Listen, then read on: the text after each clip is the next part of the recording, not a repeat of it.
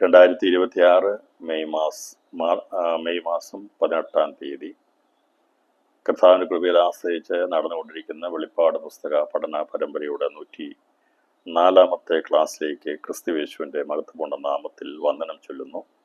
വെളിപ്പാട് പുസ്തകം 21-ാം അധ്യായത്തിൻ്റെ പഠനത്തിലാണ് നാം ആയിരിക്കുന്നത്. അതിൻ്റെ പഠനത്തോടുള്ള ബന്ധത്തിൽ 15-ാമത്തെ വാക്യം വായിക്കുമ്പോൾ, എന്നോട് സംസാരിച്ചവന് നഗരത്തെയും അതിൻ്റെ ഗോപുരങ്ങളെയും മതിലിനെയും അളക്കേണ്ടതിന് പൊന്നുകൊണ്ടുള്ള ഒരു അളവുകോൽ ഉണ്ടായിരുന്നു. നഗരം സമചതുരമായി കിടക്കുന്നു. അതിൻ്റെ വീതിയും നീളവും സമം. അളവുകോൽ കൊണ്ട് അവൻ നഗരത്തെ അളന്നു. 1200 നാഴിക കണ്ടു. അതിൻ്റെ നീളവും വീതിയും ഉയരവും സമം തന്നെ. അതിൻ്റെ മതിൽ അളന്നു.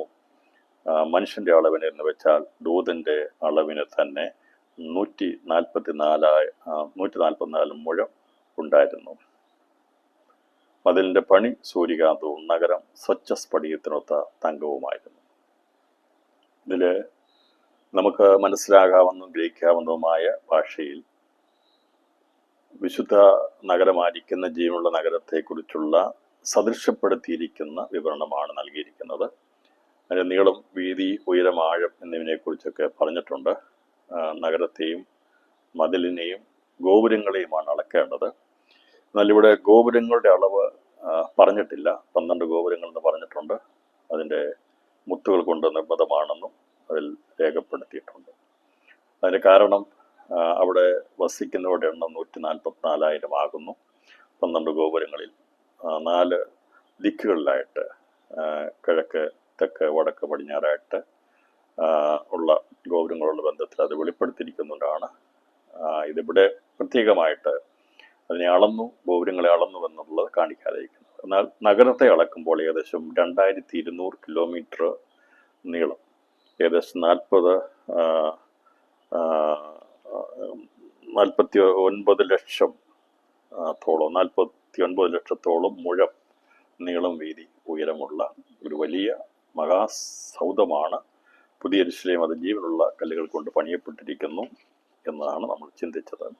അതിൻ്റെ മതിലുകളെക്കുറിച്ചും അതിൻ്റെ അടിസ്ഥാനങ്ങളെക്കുറിച്ചുമുള്ള പഠനത്തിൽ അതിൽ പുറമെ കാണാവുന്ന കാര്യങ്ങളാണ് യോഹന്നാന് ദർശിച്ചെഴുതാൻ കഴിയുന്നത്. ആന്തരികമായ കാര്യങ്ങളെ, അല്ലെങ്കിൽ അകത്തെ കാര്യങ്ങൾ ദർശിക്കാൻ കഴിയത്തില്ല. നമ്മളൊരു പുറമെ പട്ടണം കാണുമ്പോൾ, നമ്മൾ ദർശിക്കുമ്പോൾ അതിൻ്റെ പുറമെയുള്ള മതിലും ഗോപുരങ്ങളുമേ നമുക്ക് കാണാൻ കഴിയത്തുള്ളൂ. നഗരത്തെക്കുറിച്ചുള്ള ഏകദേശം ആ പുറമെയുള്ള മതിലിൻ്റെ നീളവും വീതിയും ഉയരവും അളന്നിട്ടാണ്, മതിലിൻ്റെ മീതെ ഉയർന്നിരിക്കുന്നുകൊണ്ടാണ് അളവിനെ രേഖപ്പെടുത്തുന്നത്. അതിൻ്റെ ഉള്ളിലുള്ള കാര്യങ്ങളെ ദർശിക്കാൻ കഴിയാത്തത് അതിൻ്റെ തേജസ്സായതുകൊണ്ട് യോഹന്നാന് അത് ദർശിക്കാൻ കഴിഞ്ഞില്ല. അതുകൊണ്ടാണ് ബാക്കിയുള്ള അളവുകളെ കുറിച്ചുകൂടെ രേഖപ്പെടുത്താതിരിക്കുന്നത്. അത് കാണാൻ കഴിയുന്നില്ല എന്ന് രേഖപ്പെടുത്തിയിരിക്കുന്നത്. അപ്പോൾ ഇങ്ങനെ 2200 കിലോമീറ്ററോളം ഏകദേശമാണ്. നമ്മൾ പിന്നെ ഇതിൻ്റെ നീളത്തെക്കുറിച്ചോ വീതിയെക്കുറിച്ചോ ഉയരത്തെക്കുറിച്ചോ എത്ര കിലോമീറ്റർ ഉണ്ടെന്നുള്ള കോൺട്രവേഴ്സ്യലായിട്ടുള്ള പഠനങ്ങളോ സബ്ജക്റ്റുകളോ ആവശ്യമില്ല. അത് എത്രയാണ് ദൈവം പ്രകാരമാകട്ടെ. ഇപ്പം ഞാൻ കണക്ക് കൂട്ടുന്നത് പ്രകാരം ഇതിനെ 1200 മുഴം എന്നുള്ളത് 2200 കിലോമീറ്റർ അല്ല എന്നൊരാൾ വെളിപ്പെടുത്തിയത് കൊണ്ട് അതിനകത്ത് വലിയ വ്യത്യാസമൊന്നുമില്ല. അതിപ്പം നമുക്കത് അതിൻ്റെ വലിയ പ്രാധാന്യത്തില്ല. എത്ര കിലോമീറ്ററെങ്കിലും ആകട്ടെ, അതിൻ്റെ അളവുണ്ട്. ഏകദേശം ഒരു കാര്യങ്ങൾ മനസ്സിലാക്കിയെടുക്കുക. അതിൽ അതിൻ്റെ കൃത്യമായിരിക്കുന്ന എത്ര കിലോമീറ്ററാണ്, അങ്ങനെയാണ്, ഇങ്ങനെയാണെന്നുള്ളതൊന്നും നമ്മളതിനെക്കുറിച്ച് കൂടുതൽ വിവരിക്കേണ്ട ആവശ്യമില്ല. എന്താണ് ഈ നഗരം എന്നുള്ളത് മനസ്സിലാക്കുക, അതിൻ്റെ അടിസ്ഥാനം എന്താണെന്ന് മനസ്സിലാക്കുക, അതിൻ്റെ നീളവും വീതി ഉയരവും എത്രയാണെന്നുള്ളതിനെക്കുറിച്ച് കൂടുതൽ ഗഹനമായിട്ട് ചിന്തിക്കേണ്ട ആവശ്യമില്ല. എന്നാൽ ഏകദേശം ഒരു കണക്ക് നമുക്ക് ലഭിച്ചിട്ടുണ്ട്. മനസ്സിലാകാവുന്ന ഭാഷയിൽ പറഞ്ഞിട്ടുണ്ട്. സ്വർണത്തെക്കുറിച്ചും തങ്കത്തെക്കുറിച്ചും രത്നങ്ങളെക്കുറിച്ചും മുത്തുകളെക്കുറിച്ചൊക്കെ പറഞ്ഞ് നമുക്ക് മനസ്സിലാകാവുന്ന ഭാഷയിൽ പറഞ്ഞിരിക്കുന്ന പോലെ മനസ്സിലാകാവുന്ന അളവിന് ഇത് പറഞ്ഞിരിക്കുന്നു. 1200 മൈൽ എന്ന് പറയുമ്പോൾ ഏകദേശം 1200 കിലോമീറ്ററിന്. ഇത് ബ്രിട്ടീഷ് സ്റ്റാൻഡേർഡിൽ പോകണോ അതോ അമേരിക്കൻ സ്റ്റാൻഡേർഡിൽ പോകണോ, ഏതളവിൽ പോകണോ എന്നുള്ളത് അത് ഓരോരുത്തരും അളന്നെടുക്കാം. ഞാൻ പറഞ്ഞല്ലോ, ഏകദേശമായിട്ടുള്ളൊരു കണക്കാണ് പറഞ്ഞിരിക്കുന്നത്. ഇത് അങ്ങനെയാണ്, കൃത്യമാണെന്ന് ഞാൻ അതേക്കുറിച്ച് ഒരിക്കലും ആധികാരികമായിട്ട് പറയത്തില്ല. മനസ്സിലാകാവുന്ന ഭാഷയിൽ നമുക്ക് ഗ്രഹിക്കാവുന്ന രീതിയിൽ ഇത്രമാത്രം ഇതുണ്ട് എന്നുള്ളത് ഗ്രഹിച്ചെടുക്കാൻ വേണ്ടിയാണ് ഇതിൻ്റെ നീളവും വീതിയും ഉയരവും ഒക്കെ പറഞ്ഞിരിക്കുന്നത്. ഇതേക്കുറിച്ച് എഫെസ്യർക്ക് എഴുതിയ ലേഖനത്തിൽ പറഞ്ഞിരിക്കുന്ന വചനം നമ്മൾ നോക്കുമ്പോൾ, 3-ാം അധ്യായം, എഫെസ്യർക്ക് എഴുതിയ 3-ാം അധ്യായം അതിൻ്റെ 17 മുതലുള്ള വാക്യങ്ങൾ വായിക്കുമ്പോൾ ക്രിസ്തു വിശ്വാസത്താൽ നിങ്ങളുടെ ഹൃദയങ്ങൾ വസിക്കേണ്ടതിന് വരം നൽകണമെന്നും നിങ്ങൾ സ്നേഹത്തിൽ വേരൂന്നി അടിസ്ഥാനപ്പെട്ടവരായി വീതിയും നീളവും ഉയരവും ആഴവും എന്ത് എന്ന് സകല വിശുദ്ധന്മാരോടും ഗ്രഹിപ്പാനും പരിജ്ഞാനത്തെ കവിയുന്ന ക്രിസ്തുവിൻ സ്നേഹത്തെ അറിവാനും പ്രാപ്തരാകുകയും ദൈവത്തിൻ്റെ എല്ലാ നിറവിനോടും നിറഞ്ഞു വരികയും വേണമെന്നും പ്രാർത്ഥിക്കുന്നു. അപ്പോൾ ക്രിസ്തു യേശുവിൻ്റെ സ്നേഹത്തിൽ വേരൂന്നി അടിസ്ഥാനപ്പെട്ടവരായി വീതിയും നീളവും ഉയരവും ആഴവും എന്ത് എന്ന് സകല വിശുദ്ധന്മാരുടെ കൂടെ. അപ്പം ഇതേക്കുറിച്ച് ഇതുമായിട്ട് ബന്ധപ്പെട്ട് പഠിച്ചാൽ അതേക്കുറിച്ച് തന്നെ ഒരു ക്ലാസ് നമുക്ക് ആവശ്യമാണ്. ഞാൻ അതിൻ്റെ ദീർഘത്തിലേക്ക് പോകുന്നില്ല. എൻ്റെ ആത്മീയ അർത്ഥതലങ്ങളിലേക്കുള്ള ഒരു വെളിപ്പാട് തന്നുകൊണ്ട് എന്താണ് നീളം, എന്താണ് വീതി, എന്താണ് ഉയരം, എന്താണ് ആഴം എന്നുള്ളത് ഒന്ന് ഗ്രഹിച്ചെടുക്കാൻ വേണ്ടി ഞാൻ ആ ഭാഗം വായിച്ചതേ ഉള്ളൂ. അപ്പോൾ ഇതിനെക്കുറിച്ച് നമുക്ക് നോക്കുമ്പോൾ ഇവിടെ ആഴം കൂടി പറഞ്ഞു. ഇവിടെ എന്നാൽ ഈ നഗരത്തിൻ്റെ ആഴത്തെക്കുറിച്ച് പറഞ്ഞിട്ടില്ല. നീളത്തെക്കുറിച്ചും വീതിയെക്കുറിച്ചും അതിൻ്റെ ഉയരത്തെക്കുറിച്ചുമേ പറഞ്ഞിട്ടുള്ളൂ. എന്നാൽ അതിൻ്റെ ആഴത്തെക്കുറിച്ച് ഇവിടെ രേഖപ്പെടുത്തിയിട്ടില്ല. റോമർക്കെഴുതിയ ലേഖനം 11-ാം അധ്യായത്തിലേക്ക് 33-ാമത്തെ വാക്യം വായിക്കുമ്പോൾ ദൈവത്തിൻ്റെ ധനം, ജ്ഞാനം, അറിവ് എന്നിവയുടെ ആഴമേ, അവൻ്റെ ന്യായവിധികൾ എത്ര അപ്രമേയവും അവൻ്റെ വഴികൾ എത്ര അഗോചരമാവും. ദൈവത്തിൻ്റെ ധനം, ജ്ഞാനം, അറിവ് എന്നിവയുടെ ആഴമേ എന്ന് പറയുന്നത്. അപ്പോൾ ഇത് ദൈവത്തിൻ്റെ ധനം, ജ്ഞാനം, അറിവ് ഇതെല്ലാം കൂടെ ഉൾപ്പെടുമ്പോൾ നമുക്കിവിടെ ഈ പറയുന്ന വിഷയത്തോടുള്ള ബന്ധത്തിൽ പഠിക്കുമ്പോൾ ദൈവത്തിൻ്റെ ധനം, ജ്ഞാനം, അറിവ് ഇതെല്ലാമാണ് നീളവും വീതിയും ഉയരമായിട്ട് നിൽക്കുന്നെങ്കിൽ ആഴമെന്തെന്ന് അറിഞ്ഞില്ല, അളക്കാൻ കഴിയത്തില്ല എന്നതിൻ്റെ അർത്ഥം ആഴം കാണിക്കുന്നത് ക്രിസ്തുവിൻ്റെ സ്നേഹത്തെയാണ് വെളിപ്പെടുത്തുന്നത്. യേശു ക്രിസ്തുവിൻ്റെ സ്നേഹത്തിൻ്റെ ആഴം വേരൂന്നിയിരിക്കുന്നത് അതെത്രയാണെന്ന് ആഴമെന്ന് നമുക്കാർക്കും തിരിച്ചറിയാൻ കഴിയത്തില്ല. ഇപ്പോൾ കർഷകരുടെ ആഴം എത്രയാണെന്ന് അറിഞ്ഞില്ല, അതുകൊണ്ടാണ് നാം വിശ്വാസം ഇറങ്ങിയതെന്ന് പഠിക്കാറുണ്ട്. പക്ഷെ എന്നാൽ കർഷതയ്ക്കപ്പുറമായി ദൈവം ഒരുക്കുന്ന നിത്യതയുടെ ഘനം, ആ സ്നേഹത്തിൻ്റെ ആഴം എത്രയാണെന്ന് ആർക്കും വെളിപ്പെടുത്താൻ കഴിയത്തില്ല. അപ്പോൾ ഈ നഗരം പണിയപ്പെട്ടിരിക്കുന്നതിന് നീളവും വീതിയും ഉയരവും ഉണ്ട്. ധനത്തിനും ജ്ഞാനത്തിനും അറിവിനുമൊക്കെയുള്ള ഒരളവ് ഇവിടെ വെച്ചിട്ടുണ്ട്. എന്നാൽ ഈ സകല പരിജ്ഞാനത്തെയും കവിയുന്ന ക്രിസ്തുവിൻ്റെ സ്നേഹം, അതിൽ വേരൂന്നിയിരിക്കുന്ന ആ സ്നേഹത്തിൻ്റെ അതിലാണ്, ആഴത്തിലാണ് നാം നിൽക്കുന്നത്. അപ്പോൾ യേശു ക്രിസ്തുവിൻ്റെ സ്നേഹത്തിൻ്റെ ആഴം അതിവിടെ എത്രയാന്ന് വെളിപ്പെടുത്താൻ ആർക്കും കഴിയത്തില്ല. ക്രിസ്തുവിൻ്റെ സ്നേഹം അവൻ്റെ ജീവന് തുല്യമായ സ്നേഹമാണ്. യേശുവിൻ്റെ ജീവൻ്റെ വില കണക്കൂട്ടിയെടുക്കാൻ കഴിയത്തില്ല.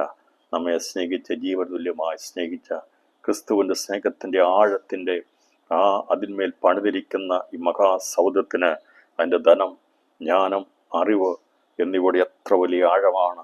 ആ സ്നേഹത്തിൽ ഇന്ന് രാത്രിയിൽ ഇതിനെ ദർശിക്കണം. ക്രിസ്തുമേശുവായിട്ടുള്ള ആഴമേറിയ ഒരു വിശ്വാസം, ഒരു സ്നേഹം നമുക്കുമുണ്ടായിരിക്കണം. അത് അളന്ന് തീർക്കാൻ കഴിയാത്തതല്ല, തീർക്കാൻ കഴിയത്തില്ല. അതുകൊണ്ടാണ് നിത്യതയോടുള്ള ബന്ധത്തിൽ ഒരിക്കലും തീരാത്ത നിത്യസ്നേഹത്തിൽ നമ്മെ ക്രിസ്തുയേശു എന്ന അടിസ്ഥാനത്തിൽ വേരൂന്നി പണിയപ്പെട്ടിരിക്കുന്നത്. അതുകൊണ്ടാണ് നീളത്തെക്കുറിച്ചും വീതിയെക്കുറിച്ചും ഉയരത്തെക്കുറിച്ചും പറയുമ്പോൾ തുല്യമായി കിടക്കുമ്പോൾ അതിൻ്റെ ആഴം വെളിപ്പെടുത്താതിരിക്കുമ്പോൾ എഫേസ്യർക്കെഴുതിയ ലേഖനത്തിൽ പറഞ്ഞിരിക്കുകയാണ് ധനം, ജ്ഞാനം, അറിവ്, അതിൻ്റെ നീളം, വീതി, ഉയരം, ആഴം എന്നിവയെക്കുറിച്ച് പറഞ്ഞിരിക്കുന്ന ആഴത്തെക്കുറിച്ച് അവിടെ വെളിപ്പെടുത്താതിരിക്കുന്ന വെളിപ്പാട് പുസ്തകത്തിൽ പറഞ്ഞിരിക്കുന്ന യേശു ക്രിസ്തുവിൻ്റെ സ്നേഹത്തിലാണ്. ഈ നഗരം നിൽക്കുന്നത് ക്രിസ്തുവിൽ വേരൂന്നിയാണ്, അവൻ്റെ സ്നേഹത്തിലാണ് നിൽക്കുന്നത്. അത് മെഷർ ചെയ്തെടുക്കാൻ, അളന്നെടുക്കാൻ കഴിയത്തില്ല. അതുകൊണ്ടാണ് ഇന്ന് രാത്രിയിലും ആ ക്രിസ്തുവിൻ്റെ സ്നേഹത്തിൽ അതുപോലൊരു ആഴമേറിയ സ്നേഹം, യേശു ക്രിസ്തുവിനെ നമ്മൾ എത്രമാത്രം സ്നേഹിക്കുന്നു എന്ന് ചോദിച്ചാൽ അത് നമ്മൾ ജീവന് തുല്യമായി നിത്യതയോളമുള്ള സ്നേഹത്തിൽ ഈ നഗരത്തോടുള്ള ബന്ധത്തിൽ നിലനിൽക്കട്ടെ. അതിൻ്റെ ഭാഗമായി തീരുവാനുള്ള ദൈവസ്നേഹത്തിൻ്റെ ആഴം വർദ്ധിച്ചു വരുവാൻ ഈ ദൈവവചന പഠനം ഇടയാകട്ടെ. ദൂതൻ അളക്കുന്നതിനൊരു പരിധിയുണ്ട്. അവൻ നീളവും വീതിയും ഉയരവും അളക്കുമ്പോൾ ഒരിക്കലും അളക്കാൻ കഴിയാത്ത യേശു ക്രിസ്തുവിൻ്റെ സ്നേഹത്തിൻ്റെ ആഴം, അതായത് നമ്മുടെ സ്നേഹവും അളന്ന് തീർക്കാൻ കഴിയാത്ത വിധത്തിലുള്ള ഒരു നിത്യതയുടെ സ്നേഹമായി യേശു ക്രിസ്തുവുമായിട്ടുള്ള ദൈവമായിട്ടുള്ള സ്നേഹത്തിൽ വളർന്ന് അവൻ്റെ തലയോളം വളരുവാൻ പരിജ്ഞാനത്തെ കവിയുന്ന ദൈവസ്നേഹം, ദൈവസമാധാനം കൊണ്ട് നിറയപ്പെടുവാൻ കർത്താവ് സഹായിക്കട്ടെ. ഞാൻ ഇതിൻ്റെ ഉയരം, നീളം, വീതി എന്നിവയെക്കുറിച്ച് പറയുമ്പോൾ ഇതിൻ്റെ ആത്മീയാർത്ഥ തലത്തെക്കുറിച്ച് മനസ്സിലാക്കി തരുന്നത്, ഇതിൻ്റെ നീളവും വീതിയും പിടിച്ചത്രയും വലിയ സൗധമാണെന്നൊക്കെ പറഞ്ഞ് വലിയ കണക്കൂട്ടി, നമ്മൾ ഇത്ര സ്ക്വയർ ഫീറ്റ് എന്നൊക്കെ കണക്കൂട്ടി കണ്ടുപിടിച്ച് വേണമെങ്കിൽ കുറേ സമയം കളയാം. പക്ഷെ അതിലേക്ക് ഞാൻ പോകുന്നില്ല. രാത്രി ക്രിസ്തുവിൻ്റെ സ്നേഹത്തിൻ്റെ ആഴം മനസ്സിലാക്കി ഇത്ര വലിയൊരു പട്ടണമാണ് പുത്തനാം യെരൂശലേം എന്നുള്ള കാഴ്ചപ്പാട് നമുക്കുണ്ടായിരിക്കണം. ഇതൊക്കെ ധ്യാനിക്കണം. ഇതൊക്കെ ഇറങ്ങി വരാനുള്ളതാണ്. ഈ സൃഷ്ടി ഇറങ്ങി വരത്തില്ല. ഇപ്പോഴത്തെ ആകാശഭൂമിയിലേക്ക് ഇറങ്ങി വരത്തില്ല. ഈ സൃഷ്ടി ഉൾപ്പെടാത്തതായ, അതുകൊണ്ട് അവർക്ക് ഈ സൃഷ്ടി ഉൾപ്പെടാത്തതായ വലിപ്പവും തികവേറിയുമായ ഒരു കൂടാരത്തിൽ കൂടി യേശു കരയേറിയപ്പോൾ ഇപ്പൊ കർത്താവ് കരയേറി പോയത് മടങ്ങി വരാനുള്ള സ്വർഗീയ നഗരത്തെ കുറിച്ചുള്ള കാഴ്ചപ്പാടാണ് അവിടെ രേഖപ്പെടുത്തിയിരിക്കുന്നത്. ഈ സൃഷ്ടിയിൽ വരത്തില്ല. ഇത് മുഴുവൻ കത്തി എഴിയപ്പെടുമ്പോൾ പുതുതാക്കപ്പെടുന്നതിലേക്ക്, പുതിയ ആകാശം പുതിയ ഭൂമിയുള്ള ബന്ധത്തിലാണ് മനുഷ്യരിലേക്ക്, ദൂതതുല്യരായ മനുഷ്യരിലേക്കാണ് ഈ സ്നേഹ സൗധം ഇറങ്ങി വരുന്നത്. അതിൻ്റെ ഭാഗമായി തീരുവാനുള്ള ഭാഗ്യകരമായ പ്രത്യാശ നമ്മുടെ ജീവിതത്തിൽ ഉണ്ടായിരിക്കണം. നാം അതിൻ്റെ ഭാഗമായി തീർന്നല്ലോ, നിത്യജീവൻ യോഗ്യരായി തീർന്നെങ്കിൽ നമുക്കിത് ഇറങ്ങി വന്ന് നമ്മുടെ കൂടെ ഇടയിൽ വസിപ്പാനിടയായി തീരും.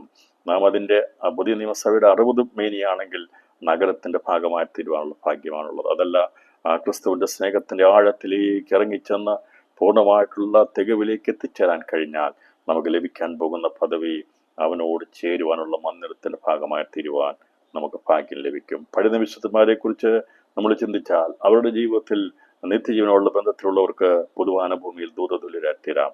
60 മേനി വരെ അവർക്ക് പറ്റത്തുണ്ടായിരുന്നുള്ളൂ. അതുകൊണ്ട് അവർക്ക് നഗരത്തിൻ്റെ മതിലിനോട് ബന്ധത്തിൽ അവർക്ക് കടന്നു വരാൻ സാധിക്കും. എന്നാൽ ആ ഗോപുരങ്ങളുടെ ബന്ധത്തിൽ ഇസ്രായേലാകുന്ന 144,000 ദൈവത്തിൻ്റെ സ്വന്തം ജനത്തിനടുത്ത് ആദ്യ ഫലത്തെയും അവിടെ വെളിപ്പെടുത്തുന്നു. അതാണ് ഈ നഗരത്തിൽ ഉൾപ്പെട്ടിരിക്കുന്നത്. അപ്പോൾ നിത്യതയോടുള്ള ബന്ധത്തിൽ ഒന്നെങ്കിൽ 30 മേനി, 60 മേനി, 100 മേനി എന്ന് പറയുമ്പോൾ ഇവരെല്ലാവരെയും ഉൾക്കൊള്ളുന്ന ഒരു ജീവനുള്ള കല്ലുകൾ കൊണ്ട് പണിയപ്പെടുന്ന ഈ സൗധത്തെക്കുറിച്ച് നമ്മൾ ചിന്തിക്കുമ്പോൾ അടിസ്ഥാനക്കല്ല് ക്രിസ്തുവാണ്. സ്നേഹത്തിൽ ആണ് അടിസ്ഥാനം കൊണ്ട് പണിതിരിക്കുന്നത്. മതിലിൻ്റെ അടിസ്ഥാനം ഉണ്ട്. അതിൻ്റെ അടിസ്ഥാനം 12 അപ്പോസ്തലന്മാരാകുന്നു. അതേക്കുറിച്ച് നമ്മൾ ചിന്തിച്ചിരുന്നു. അത് 12 അപ്പോസ്തലന്മാരുടെ പേരുകൾ അപ്പോസ്തല പ്രവൃത്തി 1-ാം അധ്യായം 13-26 വാക്യങ്ങളിലാണ് അത് അവസാനമായി രേഖപ്പെടുത്തിയിരിക്കുന്നത്. പിന്നീട് രേഖപ്പെടുത്തിയിരിക്കുന്നത് വെളിപ്പാട് പുസ്തകമുള്ള ബന്ധത്തിലാണ്. 12 പേരുടെ പേര് രേഖപ്പെടുത്തിയിരിക്കുന്നു പറയുമ്പോൾ സഭയോടുള്ള ബന്ധത്തിൽ അന്ന് രേഖപ്പെടുത്തിയിരിക്കുന്ന ആയിരിക്കും പുതിയ യെരൂശലേമിനോടുള്ള ബന്ധത്തിൽ രേഖപ്പെടുത്തിയിരിക്കുന്നതെന്നാണ് സുവിശേഷത്തിൽ പുസ്തകങ്ങളുടെ പേരുകൾ പറഞ്ഞിട്ടുണ്ട്. അത് യൂദ ഒഴിവായിപ്പോയി.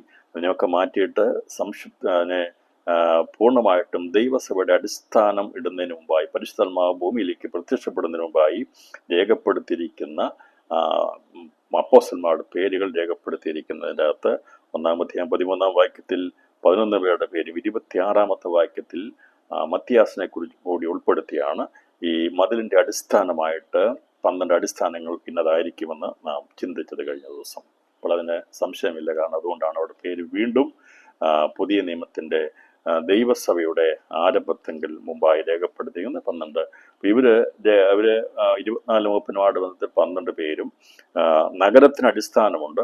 ദൈവശില്പിയായി നിർമ്മിച്ചതും അടിസ്ഥാനമുള്ളതുമായ നഗരത്തിന് വേണ്ടി അവർ കാത്തിരുന്നു. എന്നാൽ നഗരത്തിൻ്റെ അടിസ്ഥാനം എന്താണെന്ന് അവിടെ രേഖപ്പെടുത്തിയിട്ടില്ലെന്നാൽ മതിലിൻ്റെ അടിസ്ഥാനങ്ങൾ തന്നെയാണ്, അതേ വസ്തുക്കൾ തന്നെയാണ് നഗരത്തിൻ്റെ അടിസ്ഥാനങ്ങളും.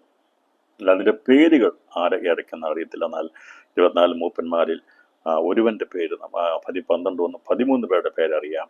അത് അപ്പോസ്തലനായ പൗലോസ് ഉണ്ട്. പലർക്കും അപ്പോസ്തലനായ പൗലോസിനെ ഇതിൻ്റെ അകത്തൊന്നും കാണുന്നില്ലല്ലോ എന്നുള്ള രീതിയിൽ ചിലർ മത്യാസിനെ എടുത്ത് മാറ്റാറുണ്ട്, പലതും പറയാറുണ്ട്. പക്ഷേ പ്രിയപ്പെട്ടവരെ, അത് 24 മൂപ്പന്മാരെ കുറിച്ചുള്ള കാഴ്ചപ്പാടില്ലാത്തതുകൊണ്ട് അപ്പോൾ ഇതിൻ്റെ അകത്ത് ഈ പഠനത്തിൻ്റെ അകത്ത് 24 മൂപ്പന്മാരെ കുറിച്ച് പഠിച്ചത് വളരെ വ്യക്തമാണ്.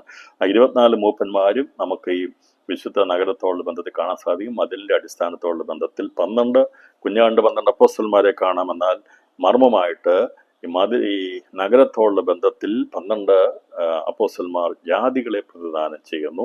അതിൽ ജാതികളുടെ അപ്പോസ്തലനായിരിക്കുന്ന പൗലോസാണ് അതിൽ ഒന്നാമനായി നിൽക്കുന്നത്. ബാക്കിയുള്ള സൂര്യകാന്തം, നീലരക്തം, മാണിക്യം, മരതകം, നഖവർണ്ണ ചുവപ്പുകല്ല്, പീതരക്തം, കോമേതകം, പുഷ്യരാഗം, വൈഡൂര്യം, പത്മരാഗം, സുഗന്ധിരക്തം, ഇങ്ങനെ 12 വിധ രക്തങ്ങളാൽ പണിയപ്പെട്ടിരിക്കുന്ന മതിലുകൾ പോലെ തന്നെയാണ് നഗരത്തിന്റെ മതിലുകൾ ഇട്ടിരിക്കുന്നത്. അതിൽ പൗലോസിന്റെ പേരുണ്ടായിരിക്കും, ബാക്കിയുള്ള 11 പേരുടെ പേരുകൾ നമുക്കറിയത്തില്ല. 24 മൂപ്പന്മാരും പ്രതിനിധീകരിക്കുന്നത് ദൈവസഭയുടെ ആദിജാതന്മാരുടെ സഭയാണ് വെളിപ്പെടുത്തിയിരിക്കുന്നത്. അതിൻ്റെ ഭാഗമായിരിക്കും. ഇപ്പോൾ ഇന്ന് നമുക്കൊരു പക്ഷേ ഒരടിസ്ഥാനവും എന്ന് പറഞ്ഞാൽ പുറമേ കാണത്തില്ല, വീട് കാണത്തില്ലായിരിക്കും, വാടകയ്ക്കായിരിക്കും താമസിക്കുന്നത്. ഞാൻ പറഞ്ഞല്ലോ, എന്തെങ്കിലും ഭാവിയെക്കുറിച്ച് അടിസ്ഥാനമുണ്ടോ എന്ന് ചോദിച്ചാൽ ഒന്നും തന്നെ പറയാനില്ല. ഇവിടെ സ്ഥിരമായ ഒരു അടിസ്ഥാനമില്ല. അവിടെ പറയുന്നത് നമുക്കിവിടെ സ്ഥിരമായ അടിസ്ഥാനമില്ല, ഇവിടെ നമുക്ക് സ്ഥിരമായൊരു പട്ടണമില്ല. എന്നാൽ നമുക്ക് സ്ഥിരമായൊരു അടിസ്ഥാനമുണ്ട്, മാറിപ്പോകാത്തൊരു അടിസ്ഥാനമുണ്ട്. നാം ആ ദൈവം പണിതുയർത്തുന്ന ആ സ്വർഗീയ സൗധത്തിന്റെ അടിസ്ഥാന കല്ലുകളായി ക്രിസ്തുവിനോട് ചേർന്ന് വസിപ്പാൻ, അവന്റെ സ്നേഹത്താൽ ബന്ധിക്കപ്പെടുന്ന കല്ലുകളായി തീരുവാനുള്ള ഭാഗ്യം ലഭിക്കുന്ന വലിയ പദവി ഉള്ളതുകൊണ്ട് ഇന്ന് രാത്രി നമ്മുടെ സ്വർഗീയ വിളിയുടെ ആ മാഹാത്മ്യം തിരിച്ചറിഞ്ഞ് നമുക്ക് ദിവസങ്ങളിൽ നമ്മുടെ ജീവിതത്തെ ക്രമീകരിച്ചുകൊണ്ട് ബാക്കിയുള്ള എല്ലാ കാര്യങ്ങളെയും ചവറന്നെണ്ണി മുന്നോട്ട് പോകുവാൻ പൗലോസിന് കാഴ്ചപ്പാട് ലഭിച്ചപ്പോൾ അവൻ സകലത്തെയും ചവറന്നെണ്ണുവാൻ ഇടയായി തീർന്ന പോലെ വെളിപ്പാട് പുസ്തക പഠനത്തോടുള്ള ബന്ധത്തിൽ പഠിക്കുന്ന പ്രിയപ്പെട്ടവർക്ക് ഈ കാഴ്ചപ്പാട് ലഭിക്കണം. അത് ദൈവം ശില്പിയായി നിർമ്മിച്ചതും അടിസ്ഥാനങ്ങളുള്ളതുമായ നഗരത്തിന്റെ അടിസ്ഥാന കല്ലുകളായി തീരുവാൻ ഭാഗ്യം ലഭിക്കുന്നതിനേക്കാൾ മറ്റെന്തെങ്കിലും ഉണ്ടോ? അതുകൊണ്ടാണ് ക്രിസ്തുവിന്റെ അടിസ്ഥാനമിട്ടാൽ മാറിപ്പോകാത്തതാണ്, നിത്യമായിട്ടുള്ളതാണ്. ബാക്കിയുള്ള എല്ലാ ഫൗണ്ടേഷനുകളും ഇല്ലാതായിത്തീരും. ഇവിടുത്തെ പാർട്ടികളുടെയോ രാജ്യത്തിൻ്റെയോ ഇവിടെയുള്ള ഏത് പ്രസ്ഥാനത്തിൻ്റെയും അടിസ്ഥാനങ്ങൾ കുലുങ്ങി മാറിപ്പോകും. ആകാശവും ഭൂമിയും ഒഴിഞ്ഞു പോകും. എന്നാൽ ഒരിക്കലും മാറ്റമില്ലാത്ത നിത്യമായ അടിസ്ഥാനമുള്ള കുഞ്ഞാടിനോടുകൂടെ ജീവനുള്ള കല്ലിനോടും ചേർത്ത് പണിയപ്പെടുന്ന മതിലിന്റെയും നഗരത്തിന്റെയും അടിസ്ഥാന കല്ലുകളായി തീരുവാൻ ഭാഗ്യം ലഭിച്ചിരിക്കുന്ന രത്നങ്ങൾ പോലെ ശോഭിപ്പാൻ ഭാഗ്യം ലഭിച്ചിരിക്കുന്ന ദൈവമക്കളുടെ മേൽ ആണ് ഈ മഹാസൗധം നിൽക്കുന്നത്. അതിന് നഗരമായി പണിയപ്പെട്ടിരിക്കുന്നത് 60 മേനിയിലേക്ക് എത്തിച്ചേരുന്ന വിശുദ്ധന്മാരാണ് അതിന്റെ കല്ലുകളായിത്തീരുന്ന നഗരമതിലിന്റെ കല്ലുകളായിത്തീരുന്ന പഴയ നിയമത്തിന്റെ ശ്രേഷ്ഠന്മാരായിരിക്കുന്ന വിശുദ്ധന്മാരായിരിക്കും. അതിന്റെ ഗോപുരങ്ങൾ 12 ദൂതന്മാർ കാണിക്കുന്ന ദൈവ നഗരത്തിൽ ദൂതന്മാരുടെ സാന്നിധ്യം, സ്വർഗത്തിലെ ദൂതന്മാരുടെ സാന്നിധ്യം ഉണ്ടായിരിക്കും. അത് 1-ാമത്തെ ആകാശത്തിൽ കാണുന്ന ദൂതന്മാരെ അല്ല ഇവിടെ കാണിച്ചിരിക്കുന്നത്. അവർ പൊതുവാനുഭൂമിയിൽ അവര് ദൂതതുല്യരായിരിക്കുന്ന മനുഷ്യരോടൊപ്പമാണ് അവർ വസിക്കുന്നതെങ്കിൽ ഈ 12 ഗോപുരങ്ങളിൽ കാണുന്ന ദൂതന്മാർ കാണിക്കുന്ന സ്വർഗത്തിലുള്ള മീഖായേൽ, ഗബ്രിയേൽ പോലുള്ള അനവധി ഗരൂപുകളും ദൂതന്മാരും ഉണ്ട്. അവരുടെ സാന്നിധ്യമാണ് ഇതിനോട് ബന്ധത്തിൽ കാണിച്ചിരിക്കുന്നത്, നഗരത്തോട് ബന്ധത്തിൽ കാണിച്ചിരിക്കുന്നത്. ഇത്രയും കാര്യങ്ങൾ മനസ്സിലാകണമെങ്കിൽ നമുക്ക് ഇവിടെ പറഞ്ഞിരിക്കുന്ന 21-ാം അധ്യായത്തിന്റെ പഠനത്തെക്കുറിച്ച് ഏകദേശ കാര്യങ്ങൾ മനസ്സിലാകുന്നത്. അതിന് പ്രത്യേകിച്ച് പറയാനുള്ളത് മതിലുകളെ കുറിച്ച് പറയും. മതിലിന്റെ പണി, സൂര്യകാന്തവും അതിന് 12 രത്നങ്ങളാൽ അലങ്കരിക്കുന്ന 12 അടിസ്ഥാനമുണ്ട്. അവയെ രേഖപ്പെടുത്തിയിരിക്കുന്നത് കുഞ്ഞാടിന്റെ 12 അപ്പോസ്തലന്മാരുടെ പേരുകളാണ് നമുക്കറിയാം. നഗരമതിലിന്റെ ഉയരം ദൂതന്റെ അളവിനനുസരിച്ച് 144 മുഴമാകുന്നു. അതിന്റെ ഏകദേശ അളവ് നമ്മൾ മനസ്സിലാക്കി. ഇന്നത്തെ മനുഷ്യരുടെ മുഴക്കണക്കിൽ പറഞ്ഞാൽ പലരുടെയും പണ്ടൊക്കെ മുഴക്കണക്കാണ് ഉപയോഗിച്ചുകൊണ്ടത്. ഇന്നിപ്പം നമുക്ക് സിസ്റ്റങ്ങൾ മാറി, മീറ്ററും കിലോഗ്രാമും സെക്കൻഡും MK സിസ്റ്റം ഒക്കെ വന്നു. അപ്പോൾ അതുകൊണ്ട് യൂണിവേഴ്സൽ ആയിട്ടുള്ള ഒരു അളവ് തൂക്ക നിയമങ്ങളൊക്കെ വന്നിട്ടുണ്ട്. എല്ലായിടത്തും മീറ്റർ, കിലോഗ്രാം, സെക്കൻഡിലൊക്കെയാണ് അറിയപ്പെടുന്നത്. അപ്പോൾ അതിലുള്ള കാര്യങ്ങളുണ്ട്. പക്ഷെ നമുക്ക് പണ്ടുണ്ടായിരുന്ന കണക്ക് മുഴക്കണക്കായിരുന്നു.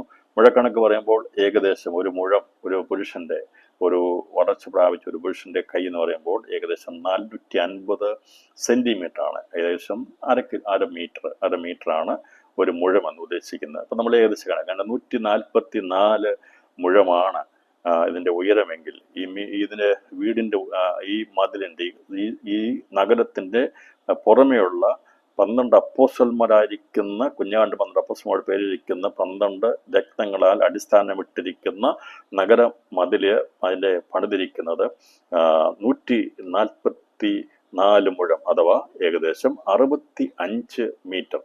ഇന്നത്തെ മനുഷ്യ കണക്കാണ്. പക്ഷെ ദൂതന്റെ കൈയുടെ അളവെന്ന് പറയുമ്പോൾ വളരെ വ്യത്യസ്തമായിരിക്കും. അപ്പോൾ ഏകദേശം 65 മീറ്റർ ഉയരമുള്ള ഒരു വളാണ് ഇതിന്റെ മതിൽ. 65 മീറ്റർ എന്ന് പറയുമ്പോൾ നമ്മുടെയൊക്കെ സാധാരണ ഒരു വീട് അതിൻ്റെ ഉയരം എന്ന് പറയുന്നത് ഏകദേശം 3 മീറ്റർ ആയിരിക്കും. ഒരു 3 നിലയുള്ള കെട്ടിടത്തിൻ്റെ ഏകദേശം ഉയരം ഒരു 10 മീറ്റർ ആയിരിക്കും. 10 മീറ്റർ ആയിരിക്കും. അങ്ങനെയാണെങ്കിൽ 65 മീറ്റർ എന്ന് പറയുമ്പോൾ 65 ഡിവൈഡ് ബൈ 5 ഏകദേശം 13 നില ഉള്ള ഒരു ബിൽഡിങ്ങിൻ്റെ അത്രയുമാണ് ഇതിൻ്റെ മതിലിൻ്റെ ഉയരം വരുന്നത്. നമ്മുടെയൊക്കെ മതിലിൻ്റെ ഉയരം എന്ന് പറഞ്ഞാൽ കൂടി വന്ന 5, 6 അല്ലെങ്കിൽ മാക്സിമം വന്നു കഴിഞ്ഞാൽ എത്ര മീറ്റർ വരെ ഉയരം വരും? സാധാരണ അടിക്കണക്കിനാണ് വരുന്നത്. നമ്മുടെയൊക്കെ മതിൽ കിട്ടുമ്പോൾ ഇത്ര അടി, 5 അടി, 6 അടി അല്ലെങ്കിൽ 7 അടി, അതിലൊക്കെ കൊണ്ടുപോകത്തില്ല. ഇവിടെ മീറ്റർ കണക്കിന് വരുമ്പോൾ 13 ഏകദേശം 12-13 നിലയുള്ള ഒരു ബിൽഡിങ് നമുക്ക് നോക്കിയാൽ അതാണ് ഇതിൻ്റെ മതിൽ. അപ്പോൾ ഇതിനകത്തുള്ള മന്ദിരം അത് ഏകദേശം 2200 കിലോമീറ്റർ ഉയരമാണ് എൻ്റെ ഉയരം. അപ്പോൾ ഈ യോഹന്നാൻ ദർശിക്കുമ്പോൾ മതിൽ അദ്ദേഹം കാണുന്നുണ്ട്. അളന്നപ്പോൾ കാണുന്നു ഏകദേശം 65 മീറ്റർ ഉയരമുള്ള ഒരു മതില്. അതിന് മീതെയായിട്ട് അവന് കാണാൻ സാധിക്കുന്നത് 2200 കിലോമീറ്ററോളം ഉയരത്തിലുള്ള ഒരു മഹാസൗധം. അതിന് ചുറ്റുമായി 4 വശങ്ങളായിട്ടുള്ള 3 ഗോപുരങ്ങൾ കാണുന്നു. അതിനകത്ത് ദൂതന്മാരെ സാന്നിധ്യം കാണുന്നു. ഇതാണ് യോഹന്നാൻ കാണുന്നത്. അപ്പോൾ മതിലിൻ്റെ അളവ് നമുക്ക് കിട്ടിയിട്ടുണ്ട്, നഗരത്തെ അളവ് കിട്ടിയിട്ടുണ്ട്. നഗര മതിലിൻ്റെ അളവ് അളക്കുന്നതിനെ കുറിച്ച് പറഞ്ഞിട്ടുണ്ടെങ്കിൽ രേഖപ്പെടുത്താതിൻ്റെ കാരണം 12 ആണെന്ന് പറഞ്ഞിട്ടുണ്ട്. അത് 3 ഗോപുരങ്ങൾ വെച്ചാണ് തെക്കും കിഴക്കും വടക്കും പടിഞ്ഞാറുമായിട്ട് കാണിച്ചിരിക്കുന്നത്. അപ്പോൾ അവിടെ 144,000 പേരാണ് അതിൻ്റെ അകത്തെ കല്ലുകളായി അല്ലെ മുത്തുകളായി തീരുന്നത്. അവര് ഈ പറയുന്ന നിത്യതയോടുള്ള ബന്ധത്തിൽ എതിർ ക്രിസ്തുവിന്റെ പണ്ടത്തിൽ രക്തസാക്ഷിത്വം വരിക്കുന്ന ഭൂമിയുടെ ആദ്യ ഫലത്തോടുള്ള ബന്ധത്തിലായിരിക്കുന്നു ഇവരുടെ എന്നുള്ളതാണ് നമ്മൾ മനസ്സിലാക്കിയത്. മതിലിനെ കാണിക്കുന്നത് 65 മീറ്റർ ഉയരമുള്ള മതിലിന്റെ ഭാഗമായി തീരുന്നത് പഴയ നിയമത്തിന്റെ വിശുദ്ധന്മാരായിരിക്കുന്ന അബ്രഹാം ഉൾപ്പെടെ ഹാബേൽ ഉൾപ്പെടെയുള്ള സകലരുമാണ് മതിലിന്റെ ഭാഗമായി തീരുന്നത്. പക്ഷേ ഇത് നിൽക്കുന്നത് ക്രിസ്തുവിലാണ്, ആ ക്രിസ്തുവിന്റെ സ്നേഹത്തിലാണ്. അതിൻ്റെ മീതെ അപ്പോസ്തലന്മാരാലും പ്രവാചകന്മാരാലും ഇപ്പോൾ അപ്പോസ്തോലിക പദവിയുള്ള ഞാൻ പണ്ട് നമ്മളിത് പഠിച്ച് മനസ്സിലായിരുന്നല്ലോ, അപ്പോസ്തോലിക പദവിയിലേക്ക് എത്തുന്നവരാണ് മണവാട്ടി സഭ എന്ന് പറയുമ്പോൾ അപ്പോസ്തലന്മാരാലും പ്രവാചകന്മാരാലും പണിയപ്പെട്ടിരിക്കുന്നവരേക്കാണ്. അപ്പോൾ അപ്പോസ്തോലിക പദവിയുള്ള മണവാട്ടി സഭ, ആദിജാതന്മാരുടെ സഭ. പ്രവാചക പദവിയുള്ളത് അത് 60 മേനിയുള്ള നഗരത്തിന്റെ ഭാഗമായി തീരുന്നവരാണ്. ഇതെല്ലാം വളരെ വ്യക്തമാണ്. അപ്പോസ്തലന്മാരിലും പ്രവാചകന്മാരുടെ അടിസ്ഥാനത്തിന്മേൽ പണിതിരിക്കുന്ന പറയുന്നത്. ഇപ്പോൾ മനസ്സിലായല്ലോ, ദൈവസഭ പണിയപ്പെട്ടിരിക്കുന്ന അതേ എഫെസ്യർ ലേഖനം പറഞ്ഞിരിക്കുന്നതിന്റെ അർത്ഥം മനസ്സിലാകുന്നുണ്ടല്ലോ. അപ്പോൾ അവിടെ പറഞ്ഞിരിക്കുന്ന അടിസ്ഥാനം എന്ന് പറയുമ്പോൾ അടിസ്ഥാനം അപ്പോസ്തലന്മാരും പ്രവാചകന്മാരും എന്ന അടിസ്ഥാനത്തിൽ പണിയുന്ന ദൈവഗ്രഹത്തെക്കുറിച്ചാണ് ഇവിടെ രേഖപ്പെടുത്തിയിരിക്കുന്നത്. എൻ്റെ 2-ാം അധ്യായത്തിലാണ് പറഞ്ഞിരിക്കുന്നത്. 2-ാം അധ്യായത്തിൽ ഇവിടെ രേഖപ്പെടുത്തിയിരിക്കുന്ന 19-ാം വാക്യം, ആകയാൽ നിങ്ങൾ ഇനി അന്യന്മാരും പരദേശികളുമല്ല വിശുദ്ധന്മാർ. ഞാൻ വായിക്കുന്ന എഫെസ്യർ ലേഖനം 2-ാം അധ്യായം 19-ാം വാക്യമാണ്. ആകയാൽ നിങ്ങൾ ഇനി അന്യന്മാരും പരദേശികളും അല്ല വിശുദ്ധന്മാരുടെ സഹപൗരന്മാരും ദൈവത്തിന്റെ ഭവനക്കാരും അത്രേ. ക്രിസ്തു യേശു തന്നെ മൂലക്കല്ലായിരിക്കെ നിങ്ങളെ അപ്പോസ്തലന്മാരും പ്രവാചകന്മാരും എന്ന അടിസ്ഥാനമേൽ പണിതിരിക്കുന്നു. അവനിൽ കെട്ടിടം മുഴുവനും യുക്തമായി ചേർന്ന് കർത്താവിൽ വിശുദ്ധ മന്ദിരമായി വളരുന്നു. അവനിൽ നിങ്ങളെയും ദൈവത്തിന്റെ നിവാസമാകേണ്ടതിന് ആത്മാവിനാൽ ഒന്നിച്ച് പണിതു വരുന്നു. അപ്പോൾ എഫെസ്യർ ലേഖനം ഇനി പഠിപ്പിക്കാൻ എളുപ്പമാണ്, മനസ്സിലാക്കാൻ എളുപ്പമാണ്. ഇത് വെളിപ്പാട് പുസ്തകം പഠിച്ചു കഴിഞ്ഞാൽ ലേഖനങ്ങൾ പഠിക്കാൻ എളുപ്പമാണ്. അപ്പോൾ ഈ ലേഖനങ്ങളോടുള്ള ബന്ധത്തിലുള്ള വിഷയങ്ങൾ രേഖപ്പെടുത്തിയിരിക്കുന്നത് എന്താണ്? അപ്പോസ്തലന്മാരാലും പ്രവാചകന്മാരും അടിസ്ഥാനമിട്ട് പണിതിരിക്കുന്നത് അത് ക്രിസ്തു എന്ന മൂലക്കല്ലിന്മേൽ പണിതിരിക്കുന്ന ഈ സൗധത്തെക്കുറിച്ചാണ് പറഞ്ഞിരിക്കുന്നത്. കെട്ടിടം ഒന്നായി പണിതു വരുന്നു. നമുക്കായി ഒരുക്കിയിരിക്കുന്ന കെട്ടിടമുണ്ട്. ക്രിസ്തു എന്ന അടിസ്ഥാനത്തിന്മേൽ ആണ് പണിയുന്നത്.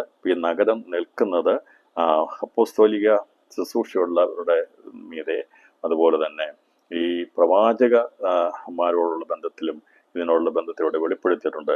ഇവരെ ഉൾപ്പെടുന്നതാണ്. അപ്പോൾ അപ്പോസ്തലന്മാരും പ്രവാചകന്മാരുമായിട്ടുള്ള പ്രവാചകന്മാരും എന്ന അടിസ്ഥാനത്തിന്മേൽ പണിതിരിക്കുമ്പോൾ ദൈവസഭയുടെ അപ്പോസ്തോലിക പദവിയിലുള്ളവർ കർത്താവിന്റെ മധ്യാകാശ പ്രത്യക്ഷ എടുക്കപ്പെട്ടാലും ഈ ദൈവസഭയുടെ അടിസ്ഥാനം നീങ്ങിപ്പോകുന്നില്ല. അപ്പോസ്തലന്മാരിൽ മാത്രമാണ് ദൈവസഭ പണിയപ്പെട്ടെങ്കിൽ ഒന്നാം കർത്താവിന്റെ മധ്യാകാശ പ്രത്യക്ഷ ശേഷമായി ദൈവസഭയ്ക്ക് അടിസ്ഥാനമില്ല. എന്നാൽ അടിസ്ഥാനത്തിൽ പണിതിരിക്കുന്ന ഇപ്പോഴത്തെ ഈ ദൈവസഭകളിൽ നിന്ന് ആരൊക്കെയാണ് അപ്പോസ്തലിക പദവിയിലുള്ളവർ? ഇപ്പോൾ ഇവിടെ അടിസ്ഥാനമായിട്ട് ദൈവ അപ്പോസ്തലന്മാരും പ്രവാചകന്മാരും പണിതിരിക്കുന്നത് കൊണ്ടാണ്. കാരണം അപ്പോസ്തലന്മാർ പദവിയുള്ളവർ കർത്താവിന്റെ മധ്യാകാശ പ്രത്യക്ഷം എടുക്കപ്പെടും. അതിനുശേഷം അടിസ്ഥാനമില്ലാത്തല്ല ദൈവസഭ. അടിസ്ഥാനങ്ങൾ മറിഞ്ഞു പോകുന്നത് പിന്നീടുള്ള ഈ എതിർ ക്രിസ്തുവിന്റെ ഭരണത്തിന്റെ അവസാനത്തെയുള്ള സമയത്താണ് അടിസ്ഥാനമില്ലാത്തീരുന്നത്. അപ്പം അതുകൊണ്ട് അടിസ്ഥാനമുണ്ട്.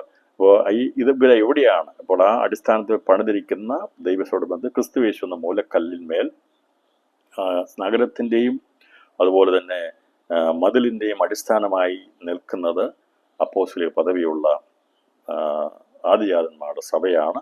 അതിന്മേലാണ് പ്രവാചക പദവിയുള്ള നഗരമായിരിക്കുന്ന വിശുദ്ധ നഗരം പണിയപ്പെട്ടിരിക്കുന്നത്. അതിൻ്റെ അകത്ത് മന്ദിരമായി കാണപ്പെടുന്നത് അടിസ്ഥാനമായിരിക്കുന്ന ക്രിസ്തുവും അവനോട് അടിസ്ഥാനമിട്ട് ആയിത്തീരുന്ന അപ്പോസ്തലിക പദവിയുള്ളവരാണ് വിശുദ്ധ മന്ദിരമായി അതിൽ കാണപ്പെടുന്ന. മന്ദിരം കാണാൻ കഴിയത്തില്ല, കാരണം ഇതിങ്ങനെ ക്രിസ്തുവിൽ പണിത് അത് ഉയർത്തപ്പെട്ട് ഈ നഗരത്തിൻ്റെ നടുവിലായി ഈ മന്ദിരം ഉണ്ട്.